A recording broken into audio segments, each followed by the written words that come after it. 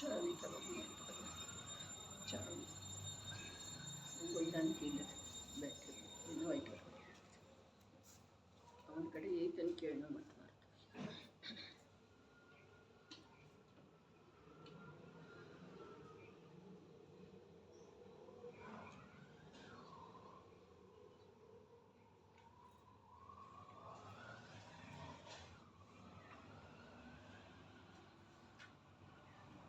ಭಗವಾನ್ ಕುಂದಕುಂದಾಚಾರ್ಯ ದೇವ ವಿರಚಿತ ಪ್ರಾಭೃತತ್ರಯಗಳ ಮೇಲೆ ಭವ್ಯ ಜನೋಪಯೋಗಿ ಟೀಕೆಗಳ ರಚನೆ ಮಾಡಿರುವಂಥ ಆಚಾರ್ಯ ಶ್ರೀ ಅಮೃತಚಂದ್ರ ದೇವ ವಿರಚಿತ ಪುರುಷಾರ್ಥ ಸಿದ್ಧಿಯೋಪಾಯ ಗ್ರಂಥದ ಮೇಲೆ ಪಂಡಿತ್ ಟೋಡರಮಲ್ಲರ ಭಾಷಾ ಟೀಕೆಯನ್ನು ಬರಿತಾ ಕಾರ್ಯಪೂರ್ಣವಾಗುವ ಮುನ್ನವೇ ವಿಧಿವಶರಾಗಿ ಹೋದ ಮೇಲೆ ದೌಲತರಾಮ್ ಕಾಸಲಿವಾಲ್ ಅನ್ನುವಂಥ ಇನ್ನೋರ್ವ ಜ್ಞಾನಿ ಪುರುಷ ಟೀಕೆಯನ್ನು ಪೂರ್ಣ ಮಾಡಿ ಗ್ರಂಥ ಸಮಗ್ರ ರೂಪದಿಂದ ಭವ್ಯ ಜೀವರುಗಳಿಗೆ ಲಭಿಸುವಲ್ಲಿ ಸಹಕರಿಸಿದ್ದಾರೆ. ಶ್ಲೋಕ ಸಂಖ್ಯೆ 127 ಇದೆ. ಬಹಿರಂಗಾದಪಿ ಸಂಗಾತ್ ಯಸ್ಮಾತ್ ಪ್ರಭವತ್ಯ ಸಂಯಮೋನುಚಿತಃ ಪರಿವರ್ಜಯೇದಶೇಷಂ ತಮಚಿತ್ತಂ ವಾ ಸಚಿತ್ತಂ ವಾ. ಭಾವಾರ್ಥ: ಭಾಷ್ಯ ಪರಿಗ್ರಹದಲ್ಲಿ ಪ್ರಾಯಶಃ ಪ್ರಪಂಚದ ಸಮಸ್ತ ಪದಾರ್ಥಗಳು ಬಂದುಬಿಡುತ್ತವೆ. ಆದುದರಿಂದ ಭಾಷ್ಯ ಪರಿಗ್ರಹದಲ್ಲಿ ಸಜೀವ ಮತ್ತು ಅಜೀವವೆಂದು ಎರಡು ಭೇದ ಮಾಡಲಾಗಿದೆ. ಧನ, ಕನಕ, ಭೂಮಿ ಮೊದಲಾದವು ಅಜೀವ ಪರಿಗ್ರಹವಿವೆ ಮತ್ತು ಆನೆ, ಕುದುರೆ, ಎತ್ತು, ಸೇವಕ, ಸೇವಕಿ ಮೊದಲಾದವರೆಲ್ಲರೂ ಸಜೀವ ಪರಿಗ್ರಹವಿದ್ದಾರೆ. ಇವುಗಳ ತ್ಯಾಗವೂ ಕೂಡ ಏಕದೇಶ ಮತ್ತು ಸರ್ವದೇಶವಾಗುತ್ತದೆ.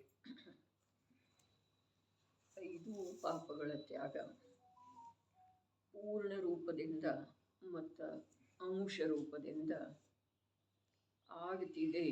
ಅರ್ಥಾತ್ ಮಾಡುವಂಥ ಭೂಮಿಕೆಯ ಸಾಧಕ ಜೀವರುಗಳ ಲೋಕದೊಳಗೆ ಇರ್ತಾರೆ. ಜೀವರುಗಳ ಆಚರಣೆ ಸಾಧಕ ಜೀವರುಗಳ ಅಂತರಂಗದ ಪವಿತ್ರ ಪರಿಣತಿ, ಸಾಧಕ ಜೀವರುಗಳ ಅಂತರಂಗದ ಯಥಾರ್ಥ ಶ್ರದ್ಧೆ, ಅಚಲ ಶ್ರದ್ಧೆ, ಯಥಾರ್ಥ ಜ್ಞಾನ ಇವುಗಳದ್ದೇ ನಿರೂಪಣೆ ಆಗಮದಲ್ಲಿದೆ.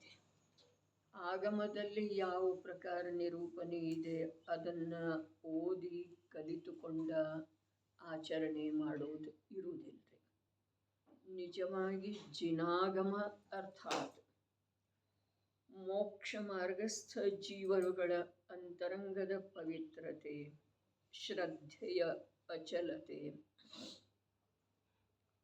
ಜ್ಞಾನದ ಯಥಾರ್ಥತೆ, ಭಾಷ್ಯದ ಯಾವ ಆಚರಣೆ ಆಂಶಿಕ ಅಥವಾ ಪೂರ್ಣ ರೂಪದ ಮೋಕ್ಷ ಪ್ರಾಪ್ತಿಯ ಸಲುವಾಗಿ ಯಾವ ಆಚರಣೆ ಇದೆಯೋ ಅವುಗಳದ್ದೇ ನಿರೂಪಣೆ 4 ಅನುಯೋಗ ರೂಪದಿಂದ ಜಿನಾಗಮದಲ್ಲಿ ಬರ್ತಿದೆ.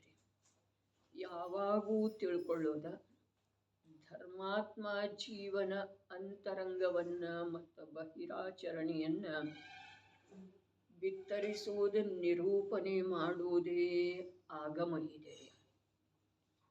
ಇದಕ್ಕೆ ವಿರುದ್ಧವಾಗಿ ಆಗಮದಲ್ಲಿ ಬಂದಿರುವುದರ ಅನುಸಾರ ಅಂತರಂಗದ ಪರಿಣತಿಯನ್ನು ಸರಿಪಡಿಸಿಕೊಳ್ಳುವುದಾಗಲಿ, ಭಾಷ್ಯದ ಆಚರಣೆಯೊಳಗ ಪರಿವರ್ತನೆ ತರೋದಾಗಲಿ ಸಂಭವ ಇಲ್ಲ. ಹಾಗೆ ಇತ್ತು ಅಂತಂದ್ರೆ ಅದರೊಳಗೆ ಯಥಾರ್ಥತೆ ಇರೋ ಸಾಧ್ಯ. ತಿಳಿತೇನ್ರಿ? ಧರ್ಮಾತ್ಮ ಜೀವ ಧರ್ಮೀಯಾದಂಥ ತ್ರಿಕಾಲಿ ನಿಜಾತ್ಮನ ನಿಜ ಸ್ವರೂಪದ ಶ್ರದ್ಧೆ, ಜ್ಞಾನ, ಆಚರಣೆ, ಪ್ರವೃತ್ತಿ ಏನು ಮಾಡ್ತಾನೋ ಆ ಪ್ರವೃತ್ತಿ ಮೊದಲಾದವುಗಳದ್ದೇ ನಿರೂಪಣೆ ಯಾವುದರಲ್ಲಿ ಇದೆಯೋ ಅದರ ಹೆಸರು ಜಿನಶ್ರುತ ಜಿನಶಾಸನ ಇದೆ. ಇದಕ್ಕೆ ವಿರುದ್ಧವಾಗಿ ಆಗಮದಲ್ಲಿ ಯಾವ ಪ್ರಕಾರ ಭೇದ ಜ್ಞಾನದ ಮಾತು ಹೇಳಿದರೋ, ಯಾವ ಪ್ರಕಾರ ಶ್ರದ್ಧೆಯ ದೃಢತೆಯ ಮಾತು ಹೇಳಿದರೋ, ಯಾವ ಪ್ರಕಾರ ಬಾಹ್ಯ ಆಚರಣೆಯ ಮಾತು ಹೇಳಿದರೋ ಅದನ್ನು ಓದಿ ಅಭ್ಯಾಸ ಮಾಡಿ ತನ್ನ ಜೀವನದೊಳಗೆ ಇಳಿಸಿಕೊಳ್ಳಬೇಕು ಅನ್ನುವಂಥವೇನದನು ಅವನಲ್ಲಿ ನಿಜವಾಗಿ ಧರ್ಮ ಇರುವುದಿಲ್ಲ. ಪ್ರಶ್ನೆ ಇದ್ರೆ ಕೇಳಬೇಕು. 4 ಬಾರಿ ಹೇಳಿದ್ರಿ ಈ ವಾಕ್ಯ. ಸಂದೇಹ ಇದ್ರೆ ಅಥವಾ ತಮ್ಮದೇನಾದರೂ ಅಭಿಪ್ರಾಯ ಇದ್ರೆ ಚರ್ಚೆ ಮಾಡಬಹುದಾಗಿದೆ. ಆಗಮದ ಅನುಸಾರ ಆಚರಣೆ ಮತ್ತು ಪರಿಣಾಮವನ್ನು ಪರಿವರ್ತನೆ ಮಾಡಿಕೊಳ್ಳುವ ಮನಸ್ಸಥವಾ ರೂಢಿ ಅಥವಾ ಅಭ್ಯಾಸ ಯಾರು ಮಾಡ್ತಾ ಇದ್ದಾರೋ ಅವರ ಜೀವನದೊಳಗ ಧರ್ಮ ಇರುವುದರಲ್ಲಿ ಸಂದೇಹ ಇದೆ. ಆದರೆ ಯಾರ ಜೀವನವನ್ನು ನೋಡಿ ಅಂತರ್ಬಾಹ್ಯ ಜೀವನದ ನಿರೂಪಣೆ ಯಾವುದರೊಳಗೆ ಇದೆಯೋ ಅದು ಮಾತ್ರ ಜಿನಶಾಸನ ಇದೆ. ಹೊರಗಿನಿಂದ ಅರ್ಥಾತ್ ತಾತ್ಪರ್ಯ ಇಷ್ಟ ಇದೆ. ಶಾಸ್ತ್ರ ಕೂಡ ಬಾಹ್ಯ ವಸ್ತು ಇದೆ.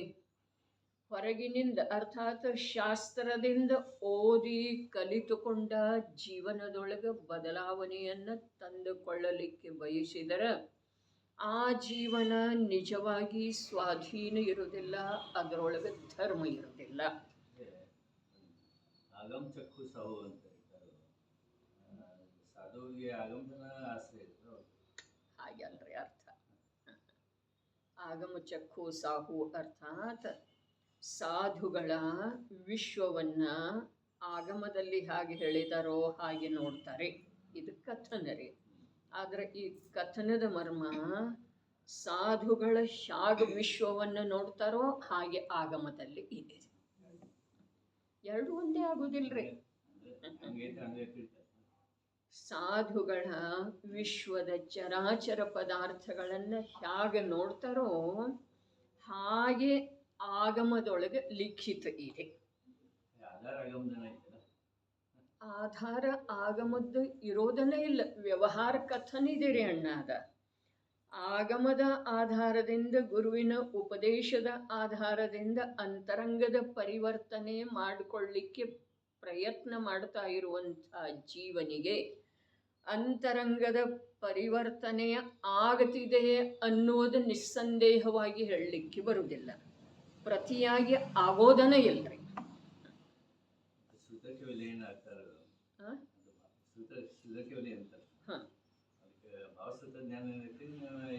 ಭಾವಶ್ರುತ ಜ್ಞಾನದ್ದನ ಮುಖ್ಯತ ಐತ್ರಿ. ಸಮಯ ಸಾರದ 9 ಮತ್ತು 10ನೇ ಗಾಥೆ ನೋಡೋದಿರಲ್ಲ. ಶ್ರುತ ಜ್ಞಾನದಿ ನಾವನು ಅನುಭವ ಗೋಚರ ಶುದ್ಧಾತ್ಮನನು ತಿಳಿಯುವನು ಶ್ರುತ ಕೇವಲಿ ಎನ್ನುವರವಗೆ ಲೋಕವ ಬೆಳಗುವ ಋಷೀಶ್ವರರು ತಾನೇ. ಶ್ರುತಜ್ಞಾನದಿ ಅಂದ್ರೆ ಆಗಮ ಜ್ಞಾನದಿಂದ ಅಲ್ಲ, ಮತಿಶ್ರುತ ಇದೆ ಅಲ್ಲ, ಆ ಮತಿಶ್ರುತ ಜ್ಞಾನದಿಂದ. ಶ್ರುತಜ್ಞಾನದಿಂದ ಶುದ್ಧಾತ್ಮನನ್ನು ಯಾವ ತಿಳಿತಾನೋ, ಶುದ್ಧಾತ್ಮ ಎಂಥವದನು? ಅನುಭವ ಗೋಚರದನು. ಶ್ರುತಜ್ಞಾನದಿ ನಾವನು ಅನುಭವ ಗೋಚರ ಶುದ್ಧಾತ್ಮನನು ತಿಳಿಯುವನು. ಅವನಿಗೆ ಶ್ರುತ ಕೇವಲಿ ಅಂಥೇಳಿ ಲೋಕವ ಬೆಳಗುವ ಋಷೀಶ್ವರರು ಹೇಳುವರು. ಋಷೀಶ್ವರ ಯಾರ? ಅರ್ಹಂತ ಪ್ರಭು, ತೀರ್ಥಂಕರ ದೇವ, ದೇವಾಧಿದೇವ ಜಿನೇಂದ್ರ ಪ್ರಭು. ಅವನಿಗೆ ಶ್ರುತ ಕೇವಲಿ ಅಂತಾರೆ. ಅವೇನು ಮಾಡಿದನು? ತನ್ನ ಪ್ರಗಟ ಶ್ರುತಜ್ಞಾನದಿಂದ. ಶ್ರುತಜ್ಞಾನದ ಅರ್ಥ ಎರಡಿದೆ ಅಲ್ಲ, ಒಂದು ಶಾಸ್ತ್ರಜ್ಞಾನ, ಒಂದು ಕೇಳಿರುವುದರ ಜ್ಞಾನ. ಅರ್ಥಾತ್ ಒಂದು ಜ್ಞಾನದ ಪರ್ಯಾಯ ಸಹಜ ಯಾವಾಗಲೂ ಇದೆ. ಅದು ನಿಗೋಧಾವಸ್ಥೆಯಲ್ಲಿ ಕೂಡ ಇದೆ. ಏನಿದೆ? ಮತಿಶ್ರುತ ಜ್ಞಾನ. ಅದು ಹೇಗಿದೆ, ಏನನ್ನು ತಿಳಿತಾ ಇದೆ ಅನ್ನೋ ವಿಷಯ ಬೇರೆ. ಆದ್ರೆ ಮತಿಶ್ರುತ ಜ್ಞಾನ ಜೀವದ ಸ್ವಂತದ ನಿಧಿ ಇದೆ ರೀ. ಆ ಶ್ರುತ ಜ್ಞಾನದಿಂದ ನೋಡ್ರಿ ಅಣ್ಣ, ನಾವೆಲ್ಲ ಬಹಳ ವಿಪರೀತಕ್ಕೆ ಇಳಿದಿದ್ದೇವ್ರಿ. ಹೀಗಾಗಿ ಯಥಾರ್ಥ ಏನಿದೆ ಅಲ್ಲ, ಅದು ನಮಗೆ ವಿಪರೀತ ಅನ್ನಿಸ್ತಿದೆ. ಧರ್ಮ ಒಳಗಿನಿಂದ ಬರ್ತಿದೆ ಅನ್ನೋ ಹೊರಗಿನ ಬೋಧದಿಂದ ಬರ್ತಿದೆ ರೀ. ಎಲ್ಲಿಂದ ಬರಬೇಕು, ಹೊರಗಿನ ಬೋಧದಿಂದ ಬರ್ತಿದೆಯೋ ಅಥವಾ ಸ್ವಯಂ ಒಳಗಿನಿಂದ ಉದಿತಾಗ್ತಿದೆ? ಬೀಜ ತನ್ನ ಶಕ್ತಿಯಿಂದ ಮೊಳೆತಿದೆಯೋ ಅಥವಾ ಹೊರಗಿನ ವಾತಾವರಣದಿಂದ? ಬೀಜದೊಳಗೆ ಶಕ್ತಿನೇ ಇಲ್ಲ, ಮೊಳೆಯುವ ಶಕ್ತಿನೇ ಇಲ್ಲದೆ ಹೋದರೆ ಹೊರಗೆ ಮಳೆ ಇರಲಿ, ಭೂಮಿ ಫಲವತ್ತಾದದ್ದಿರಲಿ, ಬೇಕಾದರೆ ನೀವು ಮೇಲಿಂದ ಕೂಡ ಮತ್ತು ಗೊಬ್ಬರವನ್ನು ಹಾಕಿದ್ರೂ ಕೂಡ ಬೀಜದೊಳಗನ ಮೊಳೆಯುವ ಶಕ್ತಿ ಇಲ್ಲದಿದ್ರೆ ಅದು ಬೀಜ ಮೊಳಕೆ ಒಡೆಯುವುದು ಸಾಧ್ಯ ಇಲ್ಲ. ಅರೆ ಕಾರ್ಯ ಉಪಾದಾನದಿಂದ ಆಗ್ತಿದೆ ರೀ. ನಿಮಿತ್ತ ಇರ್ತಾವೆ, ಈ ಮಾತು ಸತ್ಯ. ಮಳೆ ಇಲ್ಲ ಅಂತಂದ್ರೆ ಒಣ ಮಣ್ಣಿನೊಳಗೆ ಬೀಜ ಮೊಳಿತಿದೇನ ಕೇಳಬಹುದು ತಾವು. ಕಲ್ಲಿನೊಳಗೆ ಬೀಜ ಮೊಳಿತಿದೇನ ಕೇಳಬಹುದು. ಆದ್ರೆ ಬೀಜದೊಳಗೆ ಸ್ವಯಮೇವ ಮೊಳಕೆ ಒಡೆಯುವ ಶಕ್ತಿ ಇಲ್ಲದೆ ಹೋದರೆ ಏನೂ ಇದ್ರೂ ಬೀಜ ಮೊಳಕೆ ಒಡೆಯುವುದಿಲ್ಲ, ಒಂದು ಮಾತು. ಎರಡನೇ ಮಾತು ಇದೆ, ಬೀಜ ಮೊಳಕೆ ಒಡೆಯೋದು ತನ್ನ ಉಪಾದಾನದ ಶಕ್ತಿಯಿಂದಲೇ ವಿನಃ ನಿಮಿತ್ತದ ಕಾರಣದಿಂದ ಅಲ್ಲ. ಅಲ್ಲ ಮತ್ತು ಅಲ್ಲನರೆ ಸರಿಯದೇ ಪ್ರಕಾರ ಧರ್ಮರೂಪದ ಮೊಳಕೆ ಶುದ್ಧಾತ್ಮನಿಂದ ಒಡೆಯುವುದಿದೆ. ಆ ಶುದ್ಧಾತ್ಮನ ಆಶ್ರಯ ಪ್ರಗಟ ಜ್ಞಾನ ಮಾಡಬೇಕ್ರಿ.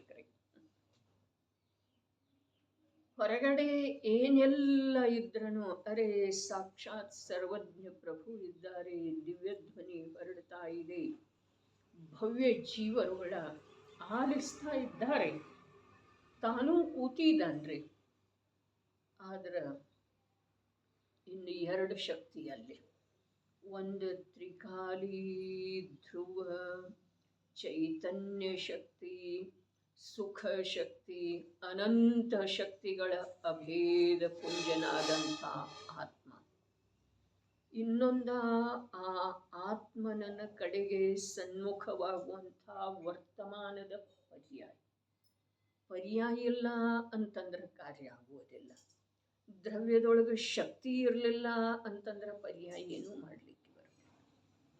ಇವು ಎರಡನ್ನು ಬಿಟ್ಟು ಹೊರಗಿನಿಂದ ಯಾವುದರಿಂದನೂ, ದೇಹದಿಂದ, ಸಂವಹನದಿಂದ, ಸಂಯೋಗದಿಂದ, ಅರ್ಹಂತ ಪ್ರಭುವಿನಿಂದ, ಯೋಗ್ಯ ಕಾಲಕ್ಷೇತ್ರದಿಂದ ಧರ್ಮ ಆಗುವುದಿಲ್ಲ. ಶ್ರುತಜ್ಞಾನಿ ಯಾರಿಗಂತರೂ ಯಾವ ಅನುಭವಗೋಚರನಾದಂಥ ಶುದ್ಧಾತ್ಮನನ್ನ, ಅವ ಅನುಭವಗೋಚರದನ್ರಿ. ಇಲ್ಲೇ ಇದೆ ತಾತ್ಪರ್ಯ. ಅನುಭವಗೋಚರ ಶುದ್ಧಾತ್ಮನನ್ನ ಆಗಮದ ಶಬ್ದಗಳಿಂದ ಹೇಗೆ ತಿಳಿಲಿಕ್ಕೆ ಸಾಧ್ಯ ಇದೆ ಹೇಳ್ರಿ? ಅನುಭವಗೋಚರ ಶುದ್ಧಾತ್ಮನನ್ನ ಪರದ್ರವ್ಯ ರೂಪದ ದೇವಗುರುಗಳಿಂದ ಹೇಗೆ ತಿಳಿಲಿಕ್ಕೆ ಸಾಧ್ಯ ಇದೆ ಹೇಳ್ರಿ? ಇಲ್ಲಿ ಬಂತು ಅಂತಂದ್ರೆ ವಿಷಯ ಕಠಿಣ ಆಗ್ತಿದೆ ರೀ. ಹೊರಗಿಂದ ಏನೇನರೇ ಹೇಳ್ತು ಅಂತಂದ್ರೆ ತಿಳಿದ ಹಾಗೆ ಅನ್ನಿಸ್ತಿದೆ, ಆನಂದ ಅನ್ನಿಸ್ತಿದೆ, ಧರ್ಮ ಅನ್ನಿಸ್ತಿದೆ, ಉಪದೇಶ ಅನ್ನಿಸ್ತಿದೆ, ಕೇಳಿದೇವು ಅನ್ನಿಸ್ತಿದೆ, ಧನ್ಯತೆ ಅನ್ನಿಸ್ತಿದೆ. ಆದ್ರೆ ಕಾರ್ಯ ಆಗೋದ ಧ್ರುವ ದ್ರವ್ಯದ ಆಶ್ರಯ ಪ್ರಗಟ ಪರ್ಯಾಯ ಮಾಡಿದರೇನೆ, ಅನ್ಯ ಯಾವುದರಿಂದನೂ ಕಾರ್ಯ ಆಗುವುದಿಲ್ಲ. ಇನ್ನು ಯಾವುದೆಲ್ಲ ಇರ್ತಿದೆ ಅದನ್ನು ನಿಮಿತ್ತ ಯಾವಾಗಂತಾರೋ, ಯಾವಾಗ ಆ ಪರ್ಯಾಯ ಸ್ವಯಂ ನಿಜಾತ್ಮನ ಆಶ್ರಯ ಮಾಡಿ ಲಾಭಾನ್ವಿತ ಆಗ್ತಿದೆಯೋ ಆಗ ಅಲ್ಲಿ ಹೊರಗಡೆ ಯಾವುದು ಇತ್ತು ಅದರ ಮೇಲೆ ನಿಮಿತ್ತದ ಆರೋಪ ಬರ್ತಿದೆ ರೀ. ನಿಮಿತ್ತದಿಂದ ಯಾವಾಗೂ ಯಾವುದರದ್ದು, ಯಾವೂ ಜಡದ್ದು, ಯಾವೂ ಚೇತನದ್ದು ಕಾರ್ಯ ಆಗೋದನೇ ಇಲ್ಲ. ಯಾಕಾಗೋದಿಲ್ಲ ಅಂತಂದ್ರೆ ಯಾವೂ ದ್ರವ್ಯ ತನ್ನ ಕಾರ್ಯ ಮಾಡುವ ಶಕ್ತಿಯಿಂದ ರಹಿತ ಇಲ್ಲ.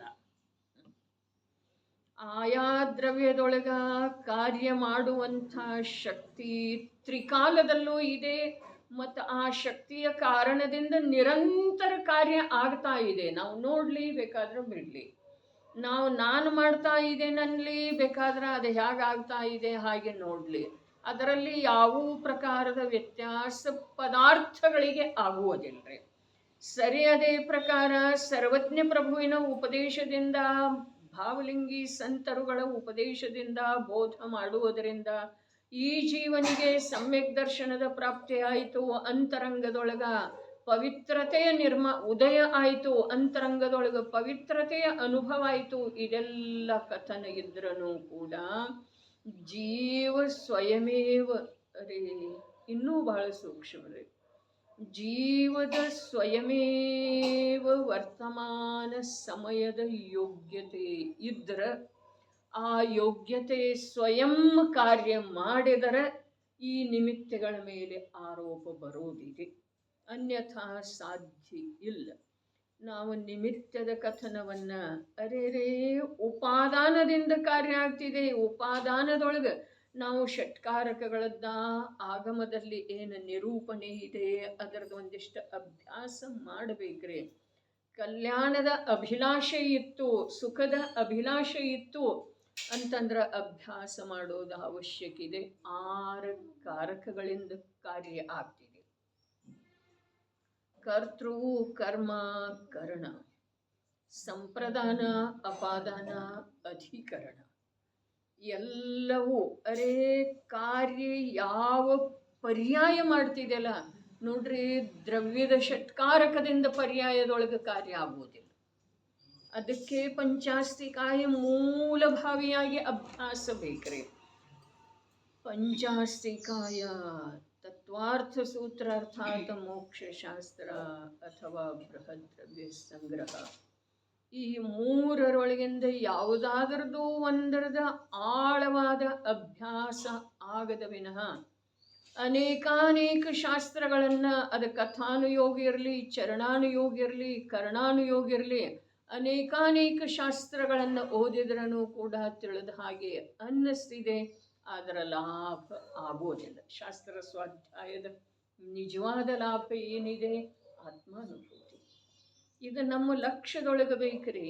ಶಾಸ್ತ್ರ ಇದಾವೆ ಅಂಥೇಳಿ ಓದೋದಿಲ್ಲ, ಓದಲಿಕ್ಕೆ ಬರ್ತಿದೆ ಅಂಥೇಳಿ ಓದೋದಿಲ್ಲ, ಓದುವ ರುಚಿ ಇದೆ ಅಂಥೇಳಿ ಓದುವುದಿಲ್ಲ. ಶಾಸ್ತ್ರ ಯಾವುದರ ಸಲುವಾಗಿ ಓದೋದಿದೆ? ಅನಾದಿ ಕಾಲದಿಂದ ಯಾವ ಮೋಕ್ಷ ಮಾರ್ಗದ ಪ್ರಾಪ್ತಿ ಅಥವಾ ಪರಿಚಯ ನನಗೆ ಆಗಲಿಲ್ಲವೋ ಅದರ ಪರಿಚಯ ಮಾಡಿಕೊಳ್ಳುವ ಸಲುವಾಗಿ. ಇಲ್ಲಿ ಕೂಡ ಯಾವ ಆಗಮಚಕ್ಕೂ ಸಾಹು ಹೇಳಿದರಲ್ಲ, ಇಲ್ಲಿ ಕೂಡ ಕಾರ್ಯ ನೋಡ್ರಿ ಪರಿಚಯ ಮಾಡಿಕೊಳ್ಳುವುದರಿಂದ ಆಗ್ತಿದೆ ವಿನಃ ಶಾಸ್ತ್ರದಿಂದ ಆಗುವುದಿಲ್ಲ. ಆಗಮಚಕ್ಕೂ ಸಾಹು ಇಂದ್ರಿಯ ಚಕ್ಕೂನಿ ಸೌವಭೂತಾನಿ ಹೇಳಿದರಲ್ಲ, ಸಮಸ್ತ ಭೂತ ಅರ್ಥಾತ್ ಜೀವರಾಶಿ ಇಂದ್ರಿಯ ಚಕ್ಷುವಿನಿಂದ ವಿಶ್ವವನ್ನು ನೋಡ್ತೀವಿ.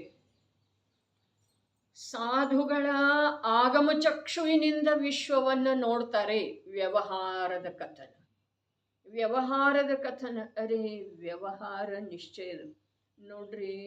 ನ್ಯಾಯಶಾಸ್ತ್ರದ ತಜ್ಞರಾದಂಥ ಸಮಂತಭದ್ರಾಚಾರ್ಯ ದೇವ ಇದು ಈ ನಯದ ಕಥನಿದೆ, ಇದು ಈ ನಯದ ಕಥನಿದೆ ಅಂಥೇಳಿ ಕೆಲವು ಕಡೆ ಹೇಳೋದಿದೆ, ಎಲ್ಲ ಕಡೆ ಹೇಳೋದಿರೋದಿಲ್ಲ, ಎಲ್ಲ ಕಡೆ ತಿಳ್ಕೊಳ್ತಾರೆ ನಮ್ಮ ಜೈನರು ಅಂತ ಹೇಳ್ತಾರೆ. ಇದು ವ್ಯವಹಾರ ನಯದ ಕಥನ ಇದೆ. ಪ್ರವಚನ ಸಾಹಿತ್ಯದೊಳಗೆ ಎಷ್ಟು ಬಾರಿ ಬರ್ತಿದೆ. ಧವಲಾದೊಳಗೆ ಹೀಗೆ ಹೇಳಿದಾರಲ್ಲ, ಗೊಮ್ಮಟ್ ಸಾರದೊಳಗೆ ಹೀಗೆ ಹೇಳಿದಾರಲ್ಲ, ಪಂಚಾಸ್ತಿಕಾಯದಲ್ಲಿ ಹೀಗೆ ಬರ್ತಿದೆಯಲ್ಲ, ಅವರದ್ದು ಅನೇಕ ಬಾರಿ ಪ್ರಶ್ನೆ ಇದ್ರೂ ಕೂಡ ಉತ್ತರ ಇದೆ. ವಿವಕ್ಷಾ ಕಥನ್ ಹೇ, ಉಪಚರಿತ ಕಥನ್ ಹೇ, ವ್ಯವಹಾರ ಕಾ ಕಥನ್ ಹೇ. ವ್ಯವಹಾರವನ್ನು ಈ ಜೀವ ವ್ಯವಹಾರವನ್ನು ಕೂಡ ಯಥಾರ್ಥವಾಗಿ ತಿಳಿಬೇಕಾದ್ರೆ ನಿಶ್ಚಯದ ಉಪಲಬ್ಧಿ ಆಗೋದು ಅನಿವಾರ್ಯ ಏನಿದೆ. ಒಟ್ಟಿನಲ್ಲಿ ಹೇಳಬೇಕಾದ್ರ ಆತ್ಮನ ಆಶ್ರಯವನ್ನು ಸ್ವಯಂ ಮಾಡದ ವಿನಃ ಆಗಮದ ಮಾತು ತಿಳಿದು ಬರುವುದಿಲ್ಲ ಮತ್ತು ಮೋಕ್ಷ ಮಾರ್ಗನೂ ಪ್ರಕಟನೂ ಆಗುವುದಿಲ್ಲ, ತನಗೆ ಸುಖನೂ ಆಗುವುದಿಲ್ಲ, ತನ್ನ ಜೀವನ ಸ್ವಾಧೀನನೂ ಆಗೋದ ಸಾಧ್ಯ ಇಲ್ಲ. ಅರೆ, ಇನ್ನೊಬ್ಬರ ಸೇವೆ ಮಾಡ್ತಾ ಮಾಡ್ತಾ ಅನಂತ ಕಾಲ ಕಳೆದು ಹೋಗಿದ್ದೀರಿ. ಸೇವೆ ಮಾಡೋದೇ ಇದೇವ ಯಾರ್ದ ಅಂತಂದ್ರೆ ನಿಜ ಶುದ್ಧ ಸೇವೆ ಅನ್ರಿ, ಸೇವನೆ ಅನ್ರಿ, ಉಪಾಸನೆ ಅನ್ರಿ, ಸಾನ್ನಿಧ್ಯವನ್ನು ಬಯಸಲೇ ಇಲ್ಲ ಇದುವರೆಗೆ. ನಮಗೆ ಶಾಸ್ತ್ರದ ಸಾನ್ನಿಧ್ಯ, ಶಾಸ್ತ್ರೀಯ ಸಾನ್ನಿಧ್ಯ ಒಳ್ಳೆಯದು ಅನ್ನಿಸ್ತಿದೆ, ಇರಬಹುದು. ಅದು ಯಾವುದೋ ಒಂದು ಅಪೇಕ್ಷಾದಿಂದ ಒಳ್ಳೆಯದು ಇರಬಹುದು. ಆದರೆ ಅದು ಒಳ್ಳೆಯದು ಇರಬಹುದು ಅನ್ನೋದು ಕೂಡ ಯಾವಾಗ ಆ ಶಾಸ್ತ್ರದ ಮರ್ಮ ಸ್ವರೂಪನಾದಂಥ, ಶಾಸ್ತ್ರೀಯ ವಚನದ ರಹಸ್ಯ ಸ್ವರೂಪನಾದಂಥ ಶುದ್ಧಾತ್ಮನ ರುಚಿ ಮೂಡಿ ಬಂತು ಅಂತಂದ್ರೆ ಅದನ್ನ ಇರಬಹುದು ಅನ್ನಬಹುದಿದೆ ರೀ. ಇಲ್ದಿದ್ರೆ ಏನಿದೆ ಹೇಳ್ರಿ? ಪರದ್ರವ್ಯನೇ ಇದೆ ಅಲ್ಲ, ಎಲ್ಲವೂ ಪರದ್ರವ್ಯ ಇದೆ ರೀ. ನೋಡ್ರಿ, ಕಾರ್ಯ ಸ್ವಯಮೇವ ಆಗ್ತಿದೆ. ನಾನು ಹೇಳೋದು ವಸ್ತು ವ್ಯವಸ್ಥೆ ಕಾರ್ಯ ಸ್ವಯಮೇವ ಆಗ್ತಿದೆ. ಆದರೆ ಈ ಜೀವ ನಾನು ಮಾಡಿದೆನು, ನಾನು ಮಾಡ್ತೇನೆ ಅಂಥೇಳಿ ಕರ್ತೃತ್ವದ ಮಾತು ಮತ್ತು ನಾನು ಮಾಡಬೇಕು ಅನ್ನುವ ರಾಗದ ಮಾತು ಇದೆಯಲ್ಲ, ಇದು ಸ್ವಯಂ ಈ ಜೀವಕ್ಕೆ ಹಾನಿಕಾರಕ ಇದೆ, ಭಾರರೂಪ ಇದೆ ರೀ. ಈ ಭಾರವನ್ನು ಭವಿಷ್ಯದೊಳಗೆ ನಾವೇ ಸ್ವಯಂ ಇಳಿಸಿಡಬೇಕಾಗ್ತಿದೆ. ಅದರ ವಿನಃ ಮೋಕ್ಷ ಮಾರ್ಗದೊಳಗೆ ಬರೋ ಸಾಧ್ಯ ಇಲ್ಲ. ಅದಕ್ಕೆ ನಮ್ದು ಮೂಲ ಮಾತು ಏನಿತ್ತು, ಇನ್ನೊಂದು ಸಲ ಸ್ಮರಣೆಯೊಳಗೆ ಏನಿತ್ತು ರೀ ಮೂಲ ಮಾತು ಏನಿತ್ತು ಚಂದ್ರಕಾಂತಣ್ಣ? ಆಗಮದೊಳಗೆ ಓದಿ ಓದಿ ನನ್ನ ಭಾವದ ಪರಿವರ್ತನೆ ಮಾಡಿಕೊಳ್ತೇನೆ, ನನ್ನ ಆಚರಣೆಯೊಳಗೆ ನಿರ್ಮಲತೆಯನ್ನು ತಂದುಕೊಳ್ಳುತ್ತೇನೆ. ಆಗಮದಲ್ಲಿ ಹೇಳಿದಾರೆ ಅಂತ ಹೇಳಿ ಮಾಡೋದು ಹೌದೇನಿಲ್ರಿ? ರಾತ್ರಿ ಭೋಜನದಿಂದ ಅಗಣಿತ ಜೀವಗಳ ಹಿಂಸೆ ಆಗ್ತಿದೆ. ಆಗಮದಲ್ಲಿ ಹೇಳಿದ್ದಾರೆ, ಸತ್ಯ ಇದೆ ಏನಿಲ್ರಿ? ಇದೆ. ಆ ವಚನವನ್ನು ಕೇಳಿ ರಾತ್ರಿ ಭೋಜನದ ತ್ಯಾಗ ಮಾಡಿದ ನಂತರ ಇವನಿಗೆ ಯಾವುದು ರಾತ್ರಿ ಭೋಜನ ತ್ಯಾಗದಿಂದ ಯಾವ ಲಾಭ ಆಗಬೇಕೋ ಆ ಲಾಭ ಆಗುವುದರೊಳಗೆ ಸಂದೇಹ ಇದೆ ರೀ, ನಿರ್ಣಯ ಇಲ್ಲ. ಹಾಗಾದ್ರೆ ಸರ್ವಜ್ಞರ ವಚನದ ಮೇಲೆ ವಿಶ್ವಾಸ ಮಾಡೋದು ಬೇಡನ? ಅವಶ್ಯವಾಗಿ ಮಾಡೋದ್ರಿ.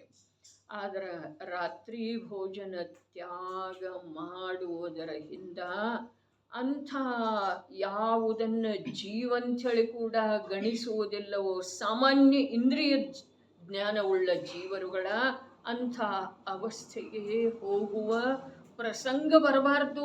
ಆ ಕಾರ್ಯ ಮಾಡಿದರೆ ರಾತ್ರಿ ಭೋಜನ ತ್ಯಾಗದ ಲಾಭ. ಎಲ್ಲದಕ್ಕೂ ಅರ್ಥ ಒಂದೇ ಇದೆ ರೀ. ನೀವು ರಾತ್ರಿ ಭೋಜನ ತ್ಯಾಗ ಮಾಡ್ರಿ, ಕಂದಮೂಲ ತ್ಯಾಗ ಮಾಡ್ರಿ, ಶೋಧಿಸದೇ ಇರುವ ಜಲದ ತ್ಯಾಗ ಮಾಡ್ರಿ, ಸ್ವಾಧ್ಯಾಯ ಮಾಡ್ರಿ, ದಾನ ಕೊಡ್ರಿ, ಬೆಟ್ಟ ಹತ್ತರಿ, ದೇವದರ್ಶನ ಮಾಡ್ರಿ, ಸ್ತುತಿ ವಂದನ ಭಜನ ಏನೇನು ಮಾಡುವುದು ಎಲ್ಲ ಮಾಡ್ರಿ. ಆದರೆ ಕೇವಲ ಅವುಗಳನ್ನಷ್ಟೇ ಮಾಡಿದರೆ ಸಂಸಾರದೊಳಗೆ ಸ್ವಲ್ಪ ಏನಾದರೂ ಅನುಕೂಲತೆ ಆಗ್ತಿದೆ. ಮುಂದಿನ ಭವಕ್ಕೆ ಸ್ವಲ್ಪ ಏನಾದರೂ ಅನುಕೂಲತೆ ಆಗ್ತಿದೆ, ಪೂರಾ ಅಲ್ಲ. ಸ್ವಲ್ಪ ಏನಾದರೂ ಅನುಕೂಲತೆ ಆದ್ರೆ ಆಗಬಹುದು. ಅವೆಲ್ಲ ಮಾಡುವ ವೇಳೆದೊಳಗ ಪರಿಣಾಮದಲ್ಲಿ ಆಕುಲತೆ ಇರಲಿಲ್ಲ ಅಂತಂದ್ರೆ, ಯಾವುದೋ ಒಂದು ಪ್ರಕಾರದ ವ್ಯಗ್ರತೆ ಇರಲಿಲ್ಲ ಅಂತಂದ್ರೆ ಸ್ವಲ್ಪ ಪುಣ್ಯ ಬಂದು ಆಗ್ತಿದೆ ರೀ. ವಿಚಾರ ಮಾಡ್ರೆ, ರಾತ್ರಿ ಭೋಜನ ತ್ಯಾಗದಿಂದ, ಕಂದಮೂಲ ತ್ಯಾಗದಿಂದ, ಶೋಧಿಸದೇ ಇರುವ ಜಲದ ತ್ಯಾಗದಿಂದ, ಸ್ವಾಧ್ಯಾಯದಿಂದ ಏನಾಗ್ತಿದೆ? ಆತ್ಮಾನುಭೂತಿ ಆಗ್ತಿದೆಯೇನ? ಆಗೋದ್ರದ ನಿಯಮ ಇಲ್ಲ. ಮತ್ತು ಅವುಗಳನ್ನು ಮಾಡುವುದರಿಂದ ಆಗೋದನ್ನೇ ಇಲ್ಲ. ಆಗೋದು ಯಾವಾಗ? ಆತ್ಮಾನುಭೂತಿಯ ಸಲುವಾಗಿ ಅಪೂರ್ವ ಪುರುಷಾರ್ಥ ಪ್ರಯತ್ನ ಮಾಡಿ ಆ ಪ್ರಯತ್ನದೊಳಗೆ ಸ್ವಯಂ ಯಶಸ್ವಿ ಆಗೋದು, ಅರ್ಥಾತ್ ಆತ್ಮನ ಅನುಭೂತಿ ಮಾಡಿದರೆ ಆಗ್ತಿದೆ.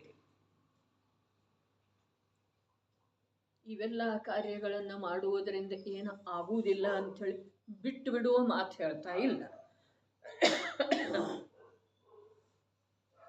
ಬಿಟ್ಟಿತು ಅಂತಂದ್ರೆ ಆಗುವ ಅವಕಾಶನೂ ಇಲ್ರಿ.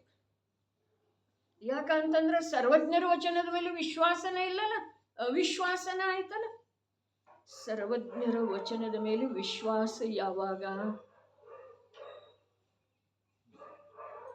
ಯಾವ ಪ್ರಕಾರ ಯಾವ ಸಮಯದೊಳಗೆ ಯಾವ ಕಾರ್ಯದಿಂದ ಜೀವಹಿಂಸೆ ಅಧಿಕ ಆಗ್ತಿದೆಯೋ ಆ ಪ್ರಕಾರ ತಿಳಿದು ವಿಶ್ವಾಸ ಮಾಡಿದರೆ ಅದು ನಿಜವಾಗಿ ಸರ್ವಜ್ಞರ ವಿಶ್ವಾಸ ಐತೇನ್ರಿ? ಇಲ್ಲ. ಹಾಗಾದ್ರೆ ಏನಾಯ್ತು? ಸರ್ವಜ್ಞರ ವಿಶ್ವಾಸ ಆಗಲಿಲ್ಲ. ಅರೆ, ಈ ಪ್ರಕಾರದ್ದೆಲ್ಲ ಗತಿಗಳಲ್ಲಿ ಅನಂತ ಕಾಲದಿಂದ ನಾನು ಪರಿಭ್ರಮಣ ಮಾಡ್ತಾ ಇದ್ದೇನೆ, ಆ ಜೀವರುಗಳಂತೂ ಅಲ್ಲಿಂದ ನಾನು ರಕ್ಷಣೆ ಮಾಡುವುದ ಅಥವಾ ಮಾಡದೇ ಇರೋದ ಸಾಧ್ಯ ಇಲ್ಲ. ಆದರೆ ತಿಳ್ಕೊಂಡು ನನ್ನಲ್ಲೇ ಸ್ವಾಭಾವಿಕವಾಗಿ ದಯೆಯ ಭಾವ ಬರ್ತಿದೆ, ರಕ್ಷಣೆ ಭಾವ ಬರ್ತಿದೆ, ಅದಕ್ಕೆ ಪೀಡೆ ಆಗಬಾರ್ದು ಅನ್ನುವ ಭಾವ ಬರ್ತಿದೆ.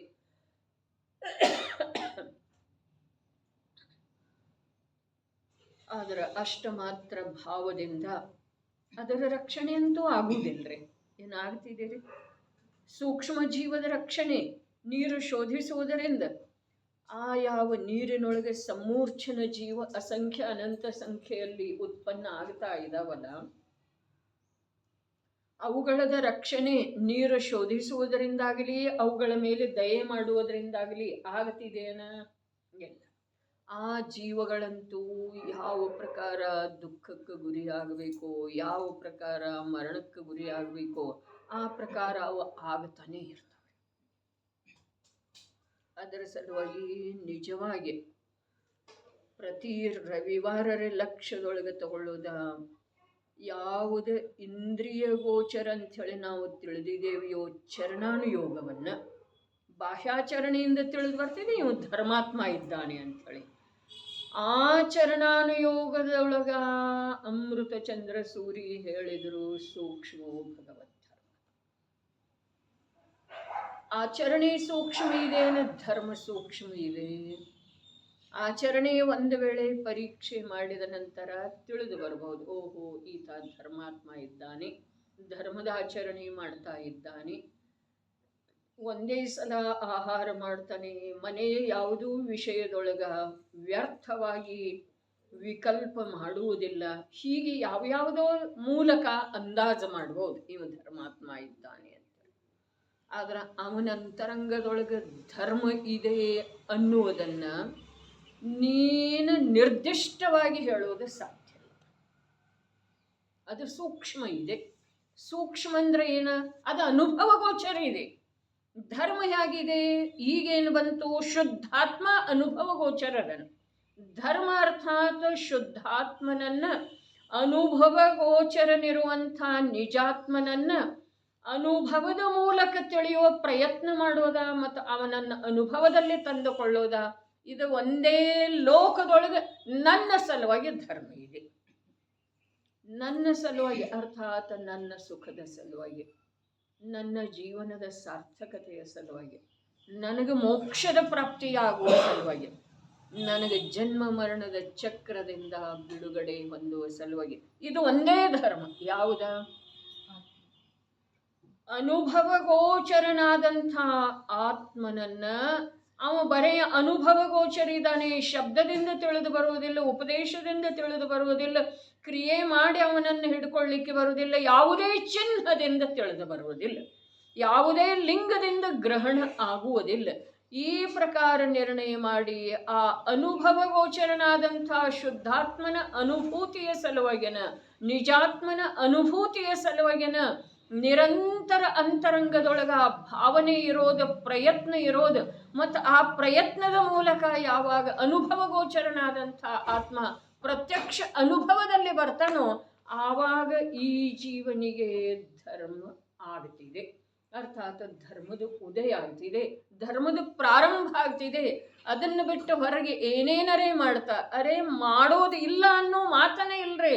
ಮಂದಿರಕ್ಕೆ ಹೋಗೋದಿಲ್ಲ ಅನ್ನೋ ಮಾತಿಲ್ಲ, ಶಾಸ್ತ್ರ ಸ್ವಾಧ್ಯಾಯ ಮಾಡೋದಿಲ್ಲ ಅನ್ನೋ ಮಾತಿಲ್ಲ, ತೀರ್ಥ ವಂದನೆ ದಾನ ಮೊದಲಾದ ಕ್ರಿಯೆಗಳನ್ನು ಮಾಡೋದು ಇಲ್ಲ ಅನ್ನೋ ಮಾತಿಲ್ಲ. ಆದ್ರೆ ಆ ಎಲ್ಲ ಕಾರ್ಯಗಳನ್ನು ಮಾಡ್ತಾ ಇರೋ ವೇಳೆದೊಳಗ ಅದನ್ನು ಧರ್ಮ ಅಂಥೇಳಿ ತಿಳಿಯೋದಿಲ್ಲ. ಇಷ್ಟು ಕಟ್ಟುನಿಟ್ಟಾಗಿ ಆಚಾರ್ಯ ದೇವರು ಹೇಳಿದ್ದಾರೆ. ಅದನ್ನು ಧರ್ಮ ಅಂಥೇಳಿ ತಿಳಿಯಿತು ಅಂತಂದ್ರೆ ವಾಸ್ತವಿಕ ಧರ್ಮದವರೆಗೆ ನಿನ್ನ ಪ್ರಯತ್ನ ಆಗುವುದಿಲ್ಲ. ಮತ್ತು ಅದಂತೂ ಧರ್ಮ ಅಲ್ಲ ಅಂದಮೇಲೆ ಅಲ್ಲಿ ಮಿಥ್ಯಾತ್ವ ಆಯಿತು.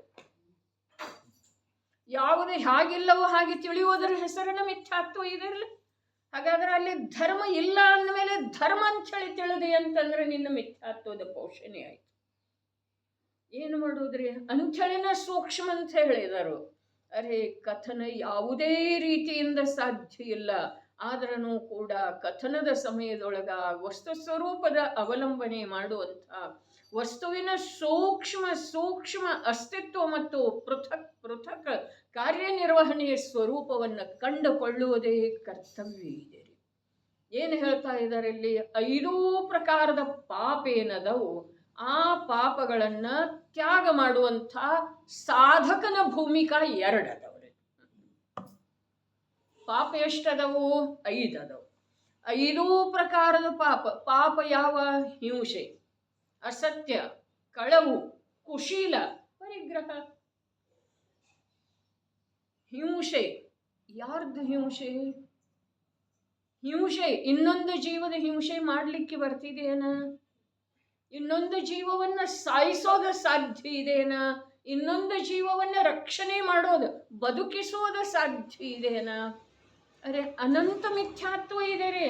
ನಾ ಈ ಜೀವವನ್ನು ಸಾಯಿಸ್ತೇನೆ ಅನ್ನೋದು ಅನಂತ ಮಿಥ್ಯಾತ್ವ ತಿಳಿತಿದೆ ಅಂದರೆ ನಮಗೆ ಒಳ್ಳೆಯದು. ಸಾಯಿಸ್ತೇನೆ ಅನ್ನೋದು ಮಿಥ್ಯಾತ್ವ ಇದೆ. ಒಂದು ವೇಳೆ ತಿಳಿಬೋದು, ಈ ಜೀವವನ್ನು ಬದುಕಿಸ್ತೇನೆ ನಾನು, ಈ ಜೀವವನ್ನು ನಾನು ಬದುಕಿಸ್ತೇನೆ ಅನ್ನೋದೇನಿದೆ ರೀ ಅನಂತ ಮಿಥ್ಯಾತ್ವ ಇದೆ. ದಯೆಯ ಭಾವ ಬೇರೆ ಇದೆ, ಬದುಕಿಸ್ತೇನೆ ಅನ್ನೋ ಮನ್ನಣೆ ಬೇರೆ ಇದೆ. ಅದಕ್ಕೆ ಈ ಸೂಕ್ಷ್ಮ ಭಾವಾಂತರವನ್ನು ತಿಳಿಯುವುದಿಲ್ಲ ಅಂಥೇಳಿ ನಮಗೆ ಧರ್ಮದ ಉಪಲಬ್ಧಿ ಇದುವರೆಗೆ ಆಗಲಿಲ್ಲ. ಇನ್ನೊಂದು ಜೀವವನ್ನು ಬದುಕಿಸೋದು ಸಾಧ್ಯ ಇದೆ ಅಂದರೆ ಅಂಥೇಳಿನ ವೈದ್ಯಕೀಯ ಶಾಸ್ತ್ರವನ್ನು ಯಾರು ಓದ್ತಾರೋ ಅವರಲ್ಲಿ ನಿರಂತರ ಈ ಮಿಥ್ಯಾತ್ವದ ಪೋಷಣೆ ಆಗ್ತದೆ. ಬದುಕಿಸ್ತೇನೆ.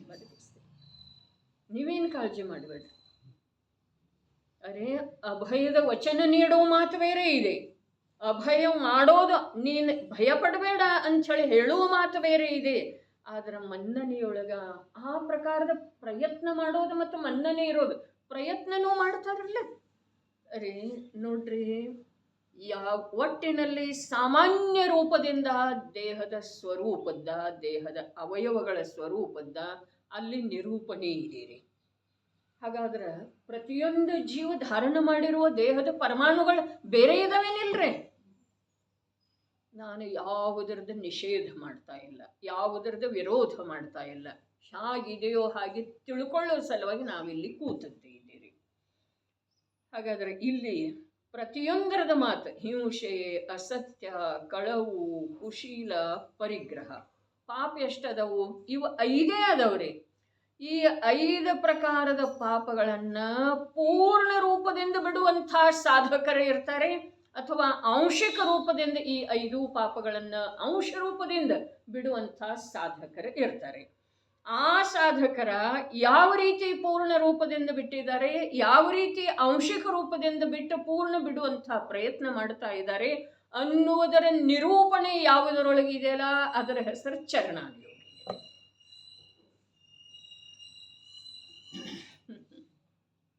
ಸಾಧಕನ ಜೀವನದೊಳಗ 5 ಪ್ರಕಾರದ ಪಾಪದ ಅಂಶ ರೂಪದಿಂದ ತ್ಯಾಗ ಮಾಡುವಂಥ ಸಾಧಕನು ಅದನು, ಪೂರ್ಣ ರೂಪದಿಂದ ತ್ಯಾಗ ಮಾಡುವಂಥ ಸಾಧಕನು ಅದನು. ಅಂಶ ರೂಪದಿಂದ ಯಾವ ತ್ಯಾಗ ಮಾಡಿದಾನೋ ಅವ ಪೂರ್ಣ ರೂಪದಿಂದ ತ್ಯಾಗ ಮಾಡುವ ಸಲುವಾಗೇನ ಮಾಡಿದಾನೆ. ಯಾವ ಪೂರ್ಣ ರೂಪದಿಂದ ತ್ಯಾಗ ಮಾಡಿದಾನೋ ಅವ ನಿಯಮದಿಂದ ಮೋಕ್ಷ ಪ್ರಾಪ್ತಿ ಮಾಡ್ಕೊಳ್ತಾನ್ರಿ. ಈ ಪ್ರಕಾರ 2 ರೀತಿಯ ಸಾಧಕರು ಏನದರು, ಆ ಸಾಧಕರ ಯಾವ ರೀತಿ ಯಾವುದನ್ನು ತ್ಯಾಗ ಮಾಡಿದ್ದಾರೆ, ಯಾವ ರೀತಿ ಅದನ್ನು ತ್ಯಾಗ ಮಾಡುವ ವೇಳೆದೊಳಗೆ ಅಂತರಂಗದಲ್ಲಿ ಅವರ ಜ್ಞಾನ ವರ್ತಿಸ್ತಾ ಇದೆ, ಅವರ ಶ್ರದ್ಧೆ ಎಲ್ಲಿ ಅಚಲ ಇದೆ, ಅವರ ಯಾವ ಪ್ರಕಾರ ಕರ್ಮದ ಉದಯದ ಮಧ್ಯದೊಳಗ ಆ ಸ್ವಭಾವದ ಶ್ರದ್ಧೆ ಮತ್ತು ಜಿನಪ್ರಭುವಿನ ವಚನದ ಶ್ರದ್ಧೆ ಮಾಡಿ ಮುಂದೆ ಸಾಗ್ತಾ ಇದ್ದಾರೋ ಅದರಿಂದ ಅವರ ಆಚರಣೆಯೊಳಗೆ ಯಾವ್ಯಾವ ಪ್ರಕಾರದಿಂದ ಉಜ್ವಲತೆ ಬರ್ತಾ ಇದೆ ಇದನ್ನೆಲ್ಲ ಹೇಳೋದೇನಿದೆ ಇದು ಚರಣಾನುಯೋಗ.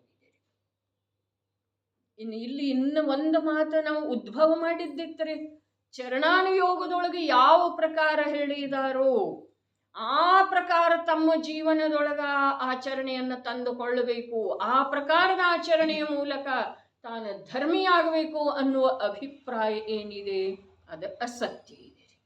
ಅಲ್ಲಿ ಧರ್ಮಿ ಆಗೋದ ಆಗದೇ ಇರೋದ ಯಾವೂ ನಿಯಮ ಇಲ್ಲ. ಆದರೆ ಯಾವ ಸ್ವಯಂ ಧರ್ಮಾತ್ಮ ಧರ್ಮಿಯಾದಂಥ ಶುದ್ಧಾತ್ಮ ತ್ರಿಕಾಲಿ ನ್ಯಾಯಕ ಪ್ರಭು ಯಾವ ಅರೂಪಿ ಅನುಭವಗೋಚರನಾದಂಥ ನಿಜಾತ್ಮ ಇದ್ದಾನೋ ಅವನ ಶ್ರದ್ಧೆ ಮಾಡಿ ಅವನ ಪ್ರಾಪ್ತಿಯ ಸಲುವಾಗಿ ಪ್ರಗಟ ಅನುಭೂತಿಯ ಸಲುವಾಗಿ ಅವನು ಉದ್ಯಮಶೀಲದನೋ ಆ ಉದ್ಯಮದೊಳಗ ಬರೀ ಉದ್ಯಮಶೀಲ ಇದ್ದ ನಂತರ ಅವನು ಧರ್ಮಾತ್ಮ ಆಗಲಿಲ್ಲ. ಆ ಉದ್ಯಮದೊಳಗ ಪ್ರತ್ಯಕ್ಷ ಲಾಭಾನ್ವಿತವಾಗಿ ಆ ಆತ್ಮನ ಅನುಭೂತಿ ಪಡೆದ ಆ ಅನುಭೂತಿ ಸಂಪನ್ನ ಪುರುಷ ಅದೇ ಆತ್ಮನಲ್ಲೇ ಸ್ಥಿರವಾಗಿ ಉಳಿಯುವ ಸಲುವಾಗಿ ಯಾವ ಉದ್ಯಮ ಮಾಡ್ತಾ ಇದ್ದಾನೋ ಅವನನ್ನ ಧರ್ಮಾತ್ಮ ಅಂತ. ಅಂಥ ಧರ್ಮಾತ್ಮನ ಆಚರಣೆಯನ್ನ ಈ ಚರಣಾನುಯೋಗದೊಳಗ ಹೇಳಿದ್ದು ಇದೆ. ಇದಷ್ಟು ಭೂಮಿಕಾರೆ. ಇಲ್ಲಿ ನಮಗೆ ಬರಬೇಕಾದ್ರೂ ಆತ್ಮನ ಅನುಭವ ಮಾಡಿ ಬುದ್ಧಿ ಬರಬೇಕಾದ್ರೆ ಆಗಮದ ಅಭ್ಯಾಸ ಬೇಕಲ್ಲ, ಆಗಮದ ಅವಲಂಬನೆ ಬೇಕು, ಆಗಮದ ಅಭ್ಯಾಸ ಬೇಕು, ಗುರುವಿನ ಉಪಾಸನೆ ಬೇಕು, ದೇವನ ದರ್ಶನ ಬೇಕು, ದೇವನ ಪೂಜೆ ಸ್ತವನಾದಿಗಳು ಬೇಕು. ಆದ್ರೆ ಆ ಪೂಜೆ ಸ್ತವನ ದರ್ಶನ ಸ್ವಾಧ್ಯಾಯ ಇದನ್ನೇ ಅವಲಂಬನೆ ಮಾಡಿ ನಾನು ಧರ್ಮಾತ್ಮನಿದ್ದೇನೆ ಅಂಥೇಳಿ ಒಂದು ಅಂಶರೇ ಗ್ರಹಣ ಮಾಡಿದೆವು ಅಂತಂದ್ರೆ ಆ ಒಂದು ಅಂಶ ಅಲ್ಲಿ ವ್ಯತ್ಯಯ ಬರ್ತಿದೆ. ಎಲ್ಲಿ ಆತ್ಮನ ಅನುಭೂತಿಯ ಸಲುವಾಗಿ ಏನು ಪ್ರಯತ್ನ ಇದೆಯಲ್ಲ ಅಲ್ಲಿ ವ್ಯತ್ಯಯ ಬರ್ತಿದೆ. ಅದಕ್ಕೆ ಸೂಕ್ಷ್ಮ ಇದೆ ಧರ್ಮ. ಇದನ್ನೆಲ್ಲ ಮಾಡೋದು, ಆದ್ರೆ ಮಾಡುವ ವೇಳೆದೊಳಗ ಇದನ್ನ ಧರ್ಮ ಅಂಥೇಳಿ ತಿಳಿಯದೇ ಇರೋದು, ಇದನ್ನ ಧರ್ಮ ಅಂಥೇಳಿ ಮನ್ನಿಸದೇ ಇರೋದು. ಮೊನ್ನೆನೂ ಬಂದದ್ದಿತ್ತು ಕಥನ. ಮಂದಿರಕ್ಕೆ ಹೋದ ನಂತರ ಸ್ವಲ್ಪರೇ ನಮಗೆ ನಾನು ಧರ್ಮ ಮಾಡಿದ್ನು ಅಥವಾ ಮಾಡಬೇಕಾದದ್ದು ಕಾರ್ಯ ಮಾಡಿದ್ನು, ಯೋಗ್ಯ ಕಾರ್ಯ ಮಾಡಿದ್ನು, ವಿಕಲ್ಪಾತ್ಮಕ ಅಲ್ಲ, ಶಬ್ದ ಅಂತೂ ಇಲ್ಲ, ಅದರ ಒಳಗೆ ಏನೋ ಒಂದು ಅನುಭೂತಿ ಆಗ್ತಿದೆ ಏನಿಲ್ರಿ, ಆಗ್ತಿದೆ ಏನಿಲ್ಲ. ಆ ಅನುಭೂತಿನೇ ಮಿಥ್ಯಾತ್ವದ ಪೋಷಕ. ಕಾರ್ಯದ ನಿಷೇಧ ಇಲ್ಲ, ಆ ಕಾರ್ಯದೊಳಗೆ ವಿಪರೀತ ಮನ್ನನೆಯ ಪೋಷಣೆ ಏನಿದೆನ ಅದರ ನಿಷೇಧ ಇದೆ. ಅದಕ್ಕೆ ಸೂಕ್ಷ್ಮ. ಮತ್ತು ವಿಪರೀತ ಮನ್ನನೆಯಿಂದನೇ ನಿರ್ಮಿಸಲ್ಪಟ್ಟಿರುವಂಥ ನಾಮ ಅವು ಎಲ್ಲದರಲ್ಲಿ ವಿಪರೀತ ಮನ್ನನೆ ಆಗುವುದಿಲ್ಲ ಅನ್ನೋದು ಹೇಗೆ ಸಾಧ್ಯ ಇದೆ? ಆಗ್ತಾನೇ ಇರೋದು. ಆಗುವುದಿಲ್ಲ ಹೇಗೆ ಸಾಧ್ಯ ಇದೆ ಅಂತಂದ್ರೆ ಯಾವ ಜೀವದ ಕಾಲಲಬ್ಧಿ ಬಂದಿದೆ, ವಿಲಕ್ಷಣ ಪುರುಷ ಇದ್ದಾನೋ ಅವನಿಗೆ ಆಗುವುದಿಲ್ಲ. ಸರ್ವೇ ಸಾಮಾನ್ಯ ಎಲ್ರಿಗೂ ಆಗೋದು. ಏನಾಗೋದ? ಬಸ್ತಿಗೆ ಹೋಗಿ ಬಂದ ನಂತರ, ಸವಾಲು ಹಿಡಿದ ನಂತರ, ಇಂದ್ರನ ಸವಾಲು ಹಿಡಿದ ನಂತರ, ಯಜಮಾನ ಸವಾಲು ಪಂಚಕಲ್ಯಾಣದೊಳಗ, ಅಥವಾ ಮಂದಿರ ನಿರ್ಮಾಣ ಮಾಡಿದ ನಂತರ, ಅಥವಾ ಎಲ್ಲಕ್ಕಿಂತ ಹೆಚ್ಚಂದ್ರೆ ಎಲ್ಲ ಬಿಟ್ಟು ದೀಕ್ಷಾ ತಗೊಂಡ ನಂತರ ಅವನ ಆ ಬಾಹ್ಯ ಕ್ರಿಯೆಯನ್ನ ಧರ್ಮ ಅಂತೇಳಿ ಅಜ್ಞಾನಿ ಜೀವರುಗಳೆಲ್ಲ ಮನ್ನಿಸ್ತಾರೋ ಆ ಮಾತು ಇರಲ್ರಿ ಆ ಕಡೆ. ಆದ್ರೆ ಅವನು ಸ್ವಯಂ ಮನ್ನಿಸ್ತಾನೋ ಅಥವಾ ಇಲ್ಲ. ಹಾಗಾದ್ರೆ ಸಮ್ಯಕ್ ದೃಷ್ಟಿ ಪುರುಷ, ಆತ್ಮನ ಅನುಭೂತಿ ಸಂಪನ್ನ ಪುರುಷ, ಅವನು ದೀಕ್ಷಾ ತಗೊಳ್ತಾನಲ್ಲ. ಕಾಲ ಬಂದ ನಂತರ, ವೈರಾಗ್ಯ ಪಕ್ವಾದ ನಂತರ, ಯೋಗ್ಯತೆ ಬಂದ ನಂತರ ಅವನು ದೀಕ್ಷಾ ತಗೊಳ್ತಾನು. ಹಾಗಾದ್ರೆ ಅವನ ದೀಕ್ಷಾ ತಗೊಂಡಿದ್ದೇನೆ ಅಂಥೇಳಿ ಮನ್ನಿಸ್ತಾನು. ನಾ ಮಾಡಬೇಕಾದಂತಹ ಕಾರ್ಯ, ಮನುಷ್ಯ ಆಗಿ ಹುಟ್ಟಿದ ನಂತರ ಈ ಕಾರ್ಯನ ಮಾಡೋದು ಮುಖ್ಯತ್ತು, ನಾನು ಮಾಡಿದ್ನು ಅಂತಂದ್ರೆ ಈ ವಿಪರೀತ ಮನ್ನನೆ ಅವನಲ್ಲೇ ಇರೋದನ್ನೇ ಇಲ್ರಿ. ಅದನ್ನೇ ಯೋಗಿಂದು ದೇವ್ ಯೋಗಸಾರದಲ್ಲಿ ಹೇಳಿದರು. ಜಿನವರ ನಿಜದಿಂದ ಆತ್ಮನಿಹನ್ ಎಂಬುದೇ ಸಿದ್ಧಾಂತದ ಸಾರ. ಮುನಿವರ ಇದನನು ನೀ ತಿಳಿಯು, ಮಾಯಾಚಾರವ ಬಿಟ್ಟು ಬಿಡು. ನಾ ಮುನಿ ಇದ್ದೇನಂಥೇಳಿ ತಿಳಿಯೋದ ಮಾಯಾಚಾರ ಇದೆ. ಎಷ್ಟೋ ಬಾರಿ ಕಥನ ಆಗಿದೆ ರೀ, ಬಹಳಷ್ಟು ಬಾರಿ, ಬಹಳಷ್ಟು ಆಗಮದಲ್ಲಿರುವಂಥ ಸತ್ಯಾಂಶವನ್ನು ಕಂಡುಕೊಳ್ಳುವ ಪ್ರಯತ್ನ ನಡೀತಾ ಇದೆ. ಆದರೆ ಇದುವರೆಗೆ ನಮ್ಮ ಹಿಡಿತದೊಳಗ ಸತ್ಯ ಬರಲಿಲ್ಲ, ನಾವು ಸತ್ಯವನ್ನು ಕಂಡುಕೊಳ್ಳಲಿಲ್ಲ.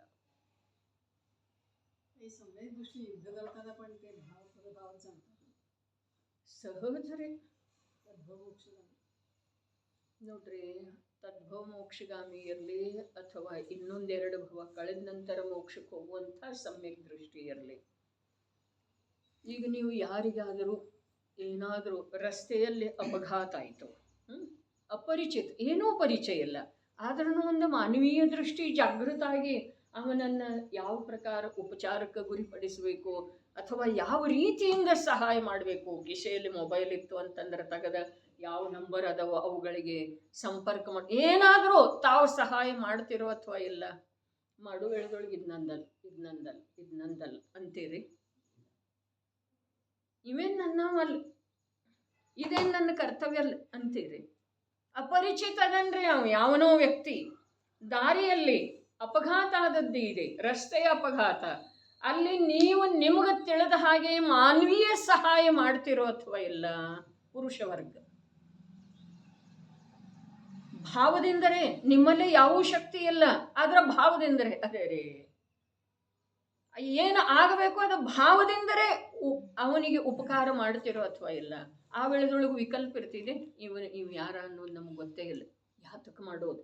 ಅರೆ ನಾನು ಮಾಡ್ತಾ ಇದ್ದೇನೆ, ಇವು ಯಾರ ಅನ್ನೋದು ಗೊತ್ತೇ ಇಲ್ಲ. ಇವೆಲ್ಲ ವಿಕಲ್ಪ ಇರ್ತವೆ, ಸಹಜ ರೂಪದಿಂದ ನಡೀತಿದೆ. ಅದೇ ಪ್ರಕಾರ ಸಂಸಾರದಲ್ಲಿ ಯುದ್ಧಾದಿ ಕ್ರಿಯೆ, ಭೋಗಾದಿ ಕ್ರಿಯೆ ಎಲ್ಲವೂ ಆಗ್ತಾ ಇರ್ತವೆ ಸಮ್ಯಕ್ ದೃಷ್ಟಿಯಲ್ಲೇ. ಆದ್ರೆ ಆ ಅಪರಿಚಿತ ವ್ಯಕ್ತಿಯ ಕುರಿತು ಯಾವ್ಯಾವ ಸಹಾಯ ನೀವು ಮಾಡ್ತಾ ಇರ್ತೀರಲ್ಲ, ಆ ಪ್ರಕಾರ ಕರ್ಮೋದಯದ ಕಾರಣದಿಂದ ಆಗಿರುವಂಥ ಪರಪದಾರ್ಥಗಳ ಪ್ರಸಂಗದ ಅನುಸಾರ ಕಾರ್ಯ ಅವರು ಮಾಡ್ತಾ ಇರ್ತಾರೆ. ಆದ್ರೆ ಅದರಲ್ಲಿ ನಿಮಗೆ ಯಾವ ಪ್ರಕಾರ ಇದು ನನ್ನ ಸ್ವರೂಪ ಅಲ್ಲ, ಇದು ನನ್ನ ಕಾರ್ಯ ಅಲ್ಲ ಅನ್ನೋ ವಿಕಲ್ಪ ಮಾಡುವ ಅವಶ್ಯಕತೆಯೇ ಇಲ್ಲ. ಅದು ಸಹಜ ಒಳಗೆ ಸ್ವೀಕಾರ ಇದೆ. ಇದು ನನ್ನ ಸ್ವರೂಪ ಅಲ್ಲ, ನೀವು ಯಾರ ಅನ್ನೋದು ನನಗೆ ಗೊತ್ತಿಲ್ಲ, ಅವೆಲ್ಲ ಏನು ಸಹಜ ಸ್ವೀಕಾರ ಇದಾವ ಅಥವಾ ಇಲ್ರಿ. ಅದೇ ಪ್ರಕಾರ ಇಲ್ಲಿ ಕರ್ಮೋದಯಜನ್ಯ ಯಾವ ಶರೀರಾದಿ ಪುದ್ಗಲ ಪದಾರ್ಥಗಳಿದ್ದಾವೆಯೋ ಆ ಪದಾರ್ಥಕ್ಕೆ ಸಂಬಂಧಿಸಿದ ಹಾಗೆ, ಇಹಲೋಕಕ್ಕೆ ಸಂಬಂಧಿಸಿದ ಹಾಗೆ ಯಾವ್ಯಾವ ಕರ್ತವ್ಯಗಳ ಯೋಗ್ಯ ಇದಾವೆಯೋ ಆಗುವಂಥವಿದಾವೆಯೋ, ಯೋಗ್ಯ ಅಯೋಗ್ಯದ ಮಾತೇನ, ಯಾವ ಆಗುವಂಥವದವು ಯೋಗ್ಯ, ಆ ಕಾರ್ಯಗಳನ್ನು ಅವು ಮಾಡ್ತಾ ಇರ್ತಾನೆ ಅಂದರೆ ಅಥವಾ ಅಲ್ಲಿ ವರ್ತಿಸ್ತಾ ಇರ್ತಾನೆ. ಆದ್ರೂ ಕೂಡ ಅವನು ತನ್ನ ಸ್ವರೂಪವನ್ನು ಒಂದು ಸಮಯನೂ ಮರ್ತಿರುವುದಿಲ್ಲ. ನೀವು ಬೇಕಾದ್ರೆ ಮುಂಜಾನೆಯಿಂದ ಮಧ್ಯಾಹ್ನದವರೆಗೆ ಅದೇ ಕಾರ್ಯದೊಳಗೆ ತೊಡಗಿದ್ರೂ ಅದು ಒಂದು ಮಟ್ಟಕ್ಕೆ ಬಂದ ನಂತರ, ಆಸ್ಪತ್ರೆಗೆ ಸೇರಿಸಿದ ನಂತರ, ಅವರವರು ಯಾರಾದರೂ ಅವರು ಬಂದ ನಂತರ ನೀವು ಮನೆಗೆ ಬರ್ತೀರಿ. ಹೌದು ಅಥವಾ ಇಲ್ರಿ? ಅದೊಂದು ಮಾನವೀಯ ದೃಷ್ಟಿ ಅಂದರೆ ಅದೊಂದು ಆ ಸಮಯದ ಅದು ಹಾಗೆ ಆಗುವ ಯೋಗ್ಯತೆ ಇತ್ತು. ಯೋಗ್ಯ ಕಾರ್ಯ ಅಂದ್ರೆ ಮಾಡಬೇಕಾಗಿರ್ಲಿಕ್ಕೆ ಯೋಗ್ಯ, ಹೀಗೆ ಅರ್ಥ ಅಲ್ಲ, ಆಗುವುದಿತ್ತು ಅಂಥೇಳಿ ಯೋಗ್ಯರೇ. ಹಾಗೆ ಯಾವ ಆಗಲಿಕ್ಕೆ ಯೋಗ್ಯದವೋ ಆ ಕಾರ್ಯಗಳನ್ನು ಅವು ಮಾಡ್ತಾ ಇರ್ತಾನೆ. ಆದ್ರೂ ಕೂಡ ಯಾವ ಪ್ರಕಾರ ನೀವು ಆ ಕಾರ್ಯದಿಂದ ನಿವೃತ್ತಾಗಿ ನಿಮ್ಮ ಮನೆಗೆ ನೀವು ಬರ್ತೀರೋ ಆ ಪ್ರಕಾರ ಆ ಕಾರ್ಯದಿಂದ ನಿವೃತ್ತ ಆಗಿ ಅವನು ತನ್ನ ಸ್ವಭಾವದೊಳಗೆ ಬರುವಂಥ ಉದ್ಯಮವನ್ನು ಮಾಡ್ತಾ ಇರ್ತಾನೆ. ಆ ಕಾರ್ಯದೊಳಗೆ ಪ್ರವೃತ್ತಿ ಕೂಡ ಈಗ ಕಲಶದೊಳಗನು ಅದೇ ವಿಷಯ ನಡೆದಂತಿದೆ. ಇಂದ್ರಿಯ ಭೋಗಗಳನ್ನು ಭೋಗಿಸ್ತಾನೆ, ಆದ್ರೂ ಅವನಿಗೆ ಬಂಧ ಆಗುವುದಿಲ್ಲ ಅನ್ನುವ ಮಾತು ನಡೆದದ್ದೇ ಇದೆಯಲ್ಲ. ಆ ಕಾರ್ಯದೊಳಗೆ ಪ್ರವೃತ್ತಿ ಕೂಡ, ಯುದ್ಧದೊಳಗೆ ಪ್ರವೃತ್ತಿ, ಭೋಗದೊಳಗೆ ಪ್ರವೃತ್ತಿ ಕೂಡ ನಿವೃತ್ತಿಯ ಸಲುವಾಗಿ ಇದೆ. ಅದನ್ನು ಮುಗಿಸಿ ಅವನ ಸ್ವಭಾವದೊಳಗೆ ಹೋಗೋದಿದೆ ನಿಶ್ಚಿಂತಾಗಿ. ಆ ಕಾರ್ಯದೊಳಗೆ ಭೋಗದೊಳಗೆ ಪ್ರವೃತ್ತಿ ಕೂಡ ಅಲ್ಲೇ ಸ್ಪಷ್ಟ ಶಬ್ದ ಹೇಳಿದ್ರಲ್ಲ, ಇದೇ ಅಮೃತ ಚಂದ್ರಾಚಾರ್ಯದೇವು ಅಲ್ಲೇ 5ನೇ ಕಲಶದೊಳಗೆ, ಎಲ್ಲಿ ನಿರ್ಜರಾಧಿಕಾರದೊಳಗೆ ಏನು ಹೇಳಿದ್ರು? ರೋಗದ ಹಾಗೆ ತಿಳಿತಾನ, ಉಪಸರ್ಗದ ಹಾಗೆ ತಿಳಿತಾನೆ. ಯಾವುದನ್ನ? ಭೋಗವನ್ನು. ಯಾವ ಭೋಗ? ಯಾವುದನ್ನ ಅನಾದಿ ಕಾಲದಿಂದ ಸಮಸ್ತ ಜೀವರುಗಳು ಮತ್ತು ತಾನು ಕೂಡ ಸುಖ ಅಂಥೇಳಿ ತಿಳಿತಿದ್ದು. ಯಾವುದರ ಸಲುವಾಗಿ ಪ್ರತಿಯೊಂದು ಜೀವ ನಿರಂತರ ಉದ್ಯಮಶೀಲ ಇದೆಯೋ, ತಾನು ಕೂಡ ಈ ಸಮಯದವರೆಗೆ ಉದ್ಯಮಶೀಲ ಇದ್ದನೋ ಕಳೆದ ಅನಂತ ಕಾಲದೊಳಗ, ಅದನ್ನು ಈಗ ರೋಗದ ಸಮಾನ, ಉಪಸರ್ಗದ ಸಮಾನ. ಇದರೊಳಗೆ ಯಾವ ಸೂಕ್ಷ್ಮತೆ ಇದೆಯಲ್ಲ, ನಿಜವಾಗಿ ಇದು ವಿಕಲ್ಪ ರೂಪದಿಂದ ಕೂಡ ತಿಳಿದು ಬಂತು ಅಂತಂದ್ರೆ ನಮ್ಮ ಜ್ಞಾನಕ್ಕೆ ಧನ್ಯ ಅನ್ನೋದ್ರಿ, ಜ್ಞಾನದ ಧನ್ಯತೆ ಅನ್ನೋದು. ಅರೆ ಅನುಕೂಲವನ್ನು ವಿಪತ್ತಂತ ಹೇಳಿ ತಿಳಿತಾನ, ರೋಗ ಅಂತ ಹೇಳಿ ತಿಳಿತಾನ. 96,000 ಪತ್ನಿಯರ ಭೋಗ, 6 ಖಂಡದ ಅಧಿಪತ್ಯ, ಅದನ್ನ ಅವ ರೋಗ ಅಂತ ಹೇಳಿ. ನಮಗೇನು ಅನ್ನಿಸ್ತಿದೆ? ಅದೆಲ್ಲ ಸುಖ ಅನ್ನಿಸ್ತಿದೆ ರೀ. ಆಹಾ ಎಂಥ ಮಹಿಮಾ ಅಂಥೇಳಿ ಅನ್ನಿಸ್ತಿದೆ, ಎಂಥ ಪುಣ್ಯಶಾಲಿ, ಎಂಥ ಪುಣ್ಯವಂತ ಅನ್ನಿಸ್ತಿದೆ. ಆದ್ರೆ ಅದೆಲ್ಲ ಇರಲಿಲ್ಲ. ಸಾಮಾನ್ಯ ಮನುಷ್ಯ ಇರ್ತಿದ್ದ ಅಂತಂದ್ರೆ ಅವನಿಗೆ ಸಾಧನೆಯೊಳಗೆ ಸುಲಭ ಆಗ್ತಿರ್ತಾರೆ. ಎಷ್ಟು ವಿಶೇಷ ಇದೆಯಲ್ಲ ಸಂಯೋಗಗಳದ್ದ ಪ್ರಾಪ್ತಿ, ಸಂಯೋಗಗಳು ಎಷ್ಟು ಅಧಿಕ ಬಂದು ಬೀಳ್ತಾವಲ್ಲ, ಅಷ್ಟು ಈ ಜೀವನಿಗೆ ಭಾರ ಇದೆ. ಸಾಧನಾ ಮಾರ್ಗದೊಳಗೆ ತೊಡಕಿದೆ ರೀ. ಅದರ ಸಲುವಾಗೇನ ಹೇಳಿದರು, ಸ್ನಾನ ಮಾಡುವುದಿದೆ ಎಂದು ಮೈಗೆ ಕೆಸರು ಲೇಪಿಸಿಕೊಳ್ಳಿ. ಸಾಧನಾ ಮಾಡೋದಿದೆ ಅಂಥದ್ರೊಳಗೆ ಸಂಗ್ರಹ ಯಾತಕ ಮಾಡೋದ್ರಿ? ಬಿಟ್ಟು ಕೊಡೋದಿದೆ ಎಲ್ಲಾನು. ಅರೇ ನಾವು ಬಿಟ್ಟು ಕೊಡುವ ಮನಸ್ಸು ಮಾಡದಿದ್ರೂ ದೈವಯೋಗದಿಂದ ಒಮ್ಮೆ ಬಿಟ್ಟು ಹೋಗೋದಿದೆ. ಆಯು ಮುಗಿದ್ಮೇಲೆ ಬಿಟ್ಟು ಹೋಗೋದನ್ನೇ ಇದೆ. ಹಾಗಾದ್ರೆ ಬಿಟ್ಟು ಹೋಗುವುದನ್ನು ಜೋಡಿಸುವ ಪ್ರಯತ್ನ ಮಾಡೋದಿದೆ. ಹುಚ್ಚಾಟ ಇದೆ, ಏನು ಬುದ್ಧಿವಂತಿಕೆ ಇದೆ ರೀ? ಹೇಳಿ, ಎಂಥ ಹುಚ್ಚಾಟ್ರಿ ಗೌರಣ್ಣವ್ರ. ಯಾವುದನ್ನು ಬಿಟ್ಟು ಹೋಗೋದಿದೆ? ಎಲ್ಲ ಬಿಟ್ಟು ಹೋಗೋದಿದೆ, ಮತ್ತೆ ಬರೋದಿಲ್ಲ. ಒಂದು 4 ವರ್ಷ ಕಳೆದು, ಒಂದು 4 ದಿವಸ ಕಳೆದು, ಒಂದು 40 ವರ್ಷ ಕಳೆದು ನೋಡ್ಲಿಕ್ಕೆ ಬರೋದಿದೆ ರೀ? ಇಲ್ಲವೇ ಇಲ್ಲ. ಹೋದ ಅಂತಂದ್ರೆ ಅನಂತ ಕಾಲದವರೆಗೆ ಹೋದ ಅರ್ಥಾತ್. ಅರೇ ಈ ಪ್ರಕಾರದ ಜಡಚೇತನಗಳ ಸಂಯೋಗ ಈ ಜೀವನಿಗೆ ಮುಂದೆ ಅನಂತ ಕಾಲದೊಳಗೆ ಬರುವುದಿಲ್ಲ. ಯಾಕೆ ಬರುವುದಿಲ್ಲ? ಅದಕ್ಕೆ ಹೇಳಿದ್ರಲ್ಲ, ಈ ಜೀವ ಹೊರಟೋದ, ದೇಹವನ್ನು ಸುಟ್ಟಾಕಿದ್ರು, ಆ ಪರಮಾಣು ಬೂದಿಯ ರೂಪ ಧಾರಣ ಮಾಡಿ ಎಲ್ಲೆಲ್ಲೋ 10 ದಿಕ್ಕಿಗೆ ಹೊರಟೋದವ್ರಿ. ಮತ್ತು ಅವೇ ಎಲ್ಲ ಪರಮಾಣುಗಳು ಸೇರಿ ಇದೇ ಜೀವನಿಗೆ ಮನುಷ್ಯ ದೇಹ ರೂಪದಿಂದ ರಚನೆ ಆಗೋದು. ಮತ್ತು ಉಳಿದ ಸಂಯೋಗಗಳು ಕೂಡ ಅವೆಲ್ಲ ಪರಮಾಣುನ ಅದಾವ, ಅವೆಲ್ಲ ಆ ರೂಪದಿಂದ ಇವನಿಗೆ ಸಿಗೋದು. ಹೇಗೆ ಸಾಧ್ಯ ಇದೆ ರೀ? ಕಲ್ಪನೆಗೆ ಮೀರಿದ ವಿಷಯ ಇದೆ. ಸಾಮಾನ್ಯ ಗಣಿತ ಇಷ್ಟು ಬೇಕು. ಯಾವುದನ್ನು ಬಿಟ್ಟನ ಹೋಗೋದಿದೆ, ಅದರ ಸಂಗ್ರಹಣೆ ಯಾತಕ ಮಾಡುವುದರೊಳಗೆ ಬುದ್ಧಿವಂತಿಕೆ ಇದೆ. ಈ ಪರಿಗ್ರಹದಂಥ ಪಾಪ ಇನ್ನೊಂದು ಯಾವುದೂ ಇಲ್ಲ. ಇಲ್ಲಿ ಹೇಳಿದ್ರು ನೋಡ್ರಿ ಭಾವಾರ್ಥ. ಬಾಹ್ಯ ಪರಿಗ್ರಹದಲ್ಲಿ ಅಂತರಂಗ ಪರಿಗ್ರಹದ ಸ್ವರೂಪಂತೂ ಬಹಳ ಉಚ್ಚ ಕೊಟ್ಟಿದ್ದ, ಅದನ್ನೆಲ್ಲ ಮಾಡ್ಯಾಗಿದೆ ಕಥನ ಮಾಡ್ಯಾಗಿದೆ. ಎಷ್ಟು ತಿಳಿದಿದೆ, ಎಷ್ಟು ಗ್ರಹಣ ಆಗಿದೆ, ಎಷ್ಟು ಮನುಷ್ಯನ ಮೇಲೆ ಪ್ರಭಾವ ಆಗಿದೆ, ಆ ಮಾತು ನಮಗೆ ಬಿಟ್ಟಿದ್ದ. ಇಲ್ಲಿ ಬಾಹ್ಯ ಪರಿಗ್ರಹದ ಮಾತು ಹೇಳ್ತಾ ಇದ್ದಾರೆ. ಬಾಹ್ಯ ಪರಿಗ್ರಹ ನಿಜವಾಗಿ ಜೀವನಿಗೆ ಏನೂ ಮಾಡುವುದಿಲ್ಲ, ಆದರೆ ಎಲ್ಲ ಮಾಡ್ತಿದೆ ಅಂತ ಹೇಳ್ತಾ ಇದ್ದಾರೆ. ಬಾಹ್ಯ ಪರಿಗ್ರಹದಲ್ಲಿ ಪ್ರಾಯಶಃ ಪ್ರಪಂಚದ ಸಮಸ್ತ ಪದಾರ್ಥಗಳು ಬಂದು ಬಿಡುತ್ತವೆ. ಪ್ರಾಯಶಃ ಭಾಳ ಮಾಡಿ ಏನ ಪ್ರಪಂಚದ ಸಮಸ್ತ ಪದಾರ್ಥಗಳು ಬಂದುಬಿಟ್ಟು, ದ್ರವ್ಯ ಕರ್ಮದೊಳಗೆ ಭಾವಕರ್ಮ, ನೋಕರ್ಮ, ಇಷ್ಟು 3 ಒಳಗೆ. ಮನೆ ಒಂದೇ ಇದೆ ರೀ ನಮ್ದ. ಮಗ ಒಬ್ಬನೇ ಅದನು, ಅತ್ಯಂತ ಸೀಮಿತ ಪರಿವಾರ ಇದೆ. ಆದರೆ ಒಂದೇ ಮನೆ ಇರುವೆಳ್ಳದೊಳಗೂ ಕೂಡ ಆ ಮನೆಯ ಮೇಲೆ ನನ್ನದು ಅನ್ನುವ ಭಾವೇನಿದೆ ಅಲ್ಲ, ಅದು 2 ಮನೆ ಇದ್ರೂ ಇರ್ತಿದ್ದೇನಿಲ್ರಿ, 4 ಮನೆ ಆದ್ರೂ ಇರ್ತಿದ್ದೇನಿಲ್ರಿ. ನಂದನ್ನೋ ಭಾವ ಅದು ಒಂದು ನಂದ, ಇವೆಲ್ಲ ನಂತರ ಬಂದಿದ್ದವು, ಅದೊಂದು ಮೂಲ ನಂದ, ಈಗ ಹೀಗೇನ್ರಿ ವಿಕಲ್ಪ ಇರ್ತಿದೆ. 4 ಮನೆ ಆದ್ರೂ 10 ಮನೆ ಆದ್ರೂ ಅಂದ್ರೆ ಪ್ರಪಂಚದೊಳಗೆ ಎಷ್ಟು ಮನೆ ಅದಾವು ಅಷ್ಟೆಲ್ಲ ಮನೆಗಳ ಒಂದು ಮನೆಯ ಮೇಲೆ ನನ್ನತನವನ್ನು ಪರಿಸ್ಥಾಪನೆ ಮಾಡುವುದರ ಫಲದೊಳಗೆ ಅವೆಲ್ಲ ನನ್ನ ಅನ್ನುವ ಭಾವ ಅಭಿಪ್ರಾಯದೊಳಗೆ ಗರ್ಭಿತ ಇದೆ. ಯೋಗದಿಂದ ಅಕ್ಕಪಕ್ಕದ ಮನೆ ತೆಗೆದುಕೊಳ್ಳುವಂಥದ್ದು ಒಂದು ಯೋಗ್ಯತೆ ನಮ್ಮಲ್ಲಿ ಬಂತು ಅಂತಂದ್ರೆ ತಗೊಳ್ತೇವೇನಿಲ್ರಿ? ಹಾಗಾದ್ರೆ ಇಡೀ ವಿಶ್ವದ ಅದರೊಳಗೆ ಗರ್ಭಿತ ಇದೇನಿಲ್ಲ, ಒಂದು ನನ್ನ ಮನೆ, ಅರೆ ಒಂದು ನನ್ನ ವಸ್ತ್ರ, ಒಂದು ನನ್ನ ಶರೀರ ಅಂಥೇಳಿನ ಪ್ರಾಯ ಪ್ರಪಂಚದ ಸಮಸ್ತ ಪದಾರ್ಥ ಬಂದು ಯಾರದ ಒಂದು ಅಣು ಪರಮಾಣುವಿನ ಮೇಲೆ ನನ್ನದೆನ್ನುವ ಭಾವ ಇದೆಯೋ ಅವ್ರದ್ದು ಇಡೀ ವಿಶ್ವದ ಕುರಿತು ನನ್ನದೆನ್ನುವ ಭಾವ ಗರ್ಭಿತ ಇದೆ. ತಿಳಿತಿದೆ ಏನಿದ್ರಿ? ಈ ಮಾತು ತಿಳಿತಿದೆ ನಮಗ? ಹಾಗಾದ್ರೆ ಪರಿಗ್ರಹದ ಪ್ರಮಾಣ ಮಾಡ್ತಾರಲ್ಲ, ಅಥವಾ ಆಂಶಿಕ ಪರಿಗ್ರಹದಿಂದ ಯಾರು ಯುಕ್ತ ಅದರಲ್ಲ, ಸಾಧಕನ ಯಾವನೋ ಸಾಧಕನ ಜೀವನದಲ್ಲಿ ಪರಿಗ್ರಹ ಬಹಳಷ್ಟು ಬಿಟ್ಟು ಹೋಗಿ ಅಂಶ ಮಾತ್ರ ಉಳಿದಿದೆಯಲ್ಲ, ಅವನ ಜೀವನದೊಳಗ ಆ ಅಂಶ ಮಾತ್ರ ಯಾವ ಪರಿಗ್ರಹ ಇದೆಯೋ ಅದರ ಮೇಲೆ ನನ್ನದೆನ್ನುವ ಭಾವ ಇದೆಯೋ, ಅಥವಾ ಅದನ್ನು ಬಿಡುವಂಥ ಸಾಮರ್ಥ್ಯ ನನ್ನಲ್ಲೇ ಯಾವಾಗ ಬಂದೀತೋ ಅನ್ನುವ ಭಾವನೆಯ ಜೊತೆಗೆ ಆ ಸಾಮರ್ಥ್ಯವನ್ನು ತಂದುಕೊಳ್ಳುವ ಉದ್ಯಮ ಮಾಡ್ತಾ ಇದ್ದಾನೆ. ಅದಕ್ಕೆ ಧರ್ಮ ಬೇರೆ, ನಾವು ತಿಳಿದಿರೋದು ಬೇರೆ. ನಿಯಮ ತಗೊಳ್ಳೋದಂದ್ರೆ ಇದರ ಅರ್ಥ ಏನಿದೆ? ನಿಯಮ ಯಾಕೆ ತಗೊಳ್ಳೋದಿದೆ?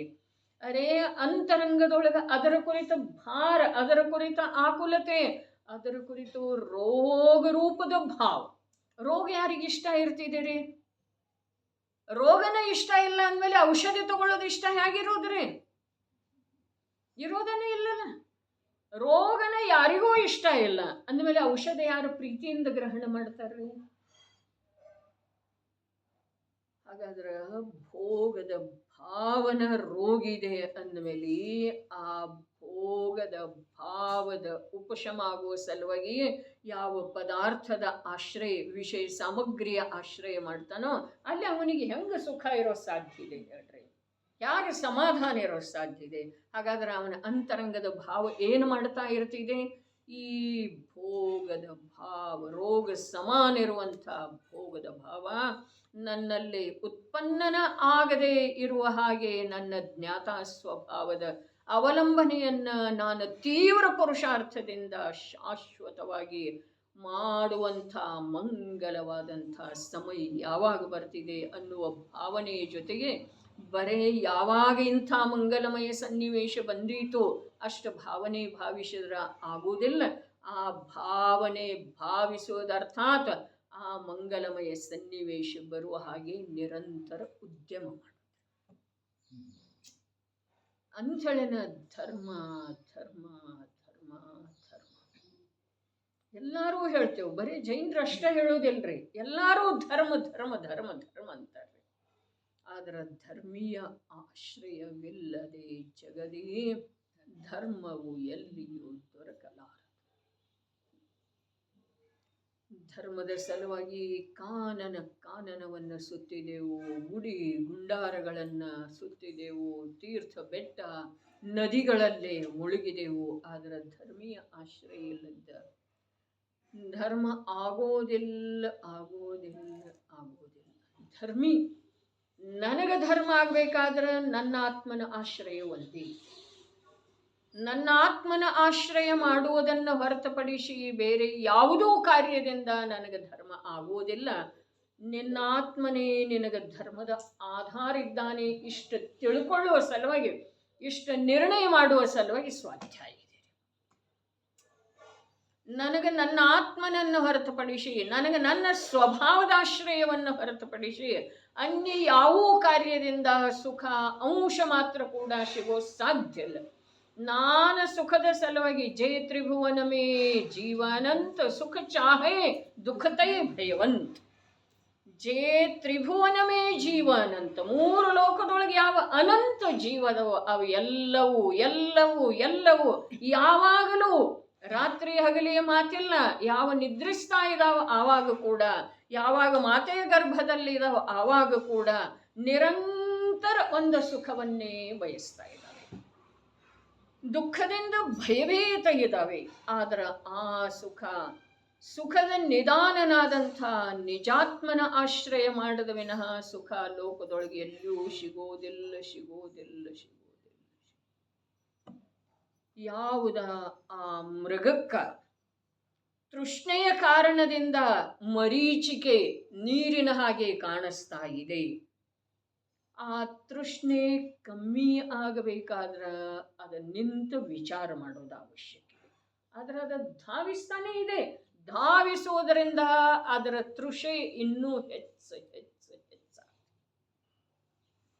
ಅದೇ ಪ್ರಕಾರ ನಾವು ಸಂಸಾರದಲ್ಲಿ ಇದು ನನಗೆ ಯಾತಕ ಬೇಕು, ಇದು ನನಗೆ ಎಷ್ಟು ಅವಶ್ಯಕ ಇದೆ, ನನ್ನ ಜೀವನ ಎಷ್ಟಿದೆ. ಬರೀ 2 ಮಾತು ರೀ ಬ್ರಹ್ಮಾನಂದ ಭೈ, ಬರೀ 2 ಮಾತು. ಇದು ನನಗೆ ಉಪಯೋಗ ಇದೆಯನ್ನ, ಯಾವುದರ ಕುರಿತು ನನ್ನ ಆಶೆ ಧಾವಿಸ್ತಾ ಇದೆಯಲ್ಲ, ಬೇಕಂತ ಇದೆಯಲ್ಲ, ಅದು ನನಗೆ ಉಪಯೋಗದೊಳಗೆ ಬರೋದಿದೆಯನ್ನ. ಈಗ ನನ್ನ ಜೀವನದೊಳಗ ಯಾವುದರ ಅವಶ್ಯಕತೆ ಇದೆ, ಈ ಜೀವನದೊಳಗ ಮಾಡಲಿಕ್ಕೆ ಯೋಗ್ಯವಾದಂಥ ಕಾರ್ಯ ಯಾವುದಿದೆ, ಸಂಗ್ರಹ ಮಾಡಲಿಕ್ಕೆ ಯೋಗ್ಯವಾದಂಥ ಪದಾರ್ಥ ಯಾವುದಿದೆ, ಅರೆ ಸುಖದ ಸಂಗ್ರಹ ಮಾಡೋದಿದೆ. ಆ ಸುಖದ ಸಂಗ್ರಹ ಸುಖ ಸ್ವಭಾವಿಯಾದಂಥ ನಿಜಾತ್ಮನ ಆಶ್ರಯ ಮಾಡದ ವಿನಃ ಅರೆ ಯಾರ ನಂಬಿದರ ನಂಬರಿ, ಯಾರ ಬಿಟ್ರ ಬಿಡ್ರಿ, ಏನೇ ಇದ್ರೂ ವಾಸ್ತವಿಕತೆ ಇದುವೇ ಇದೆ.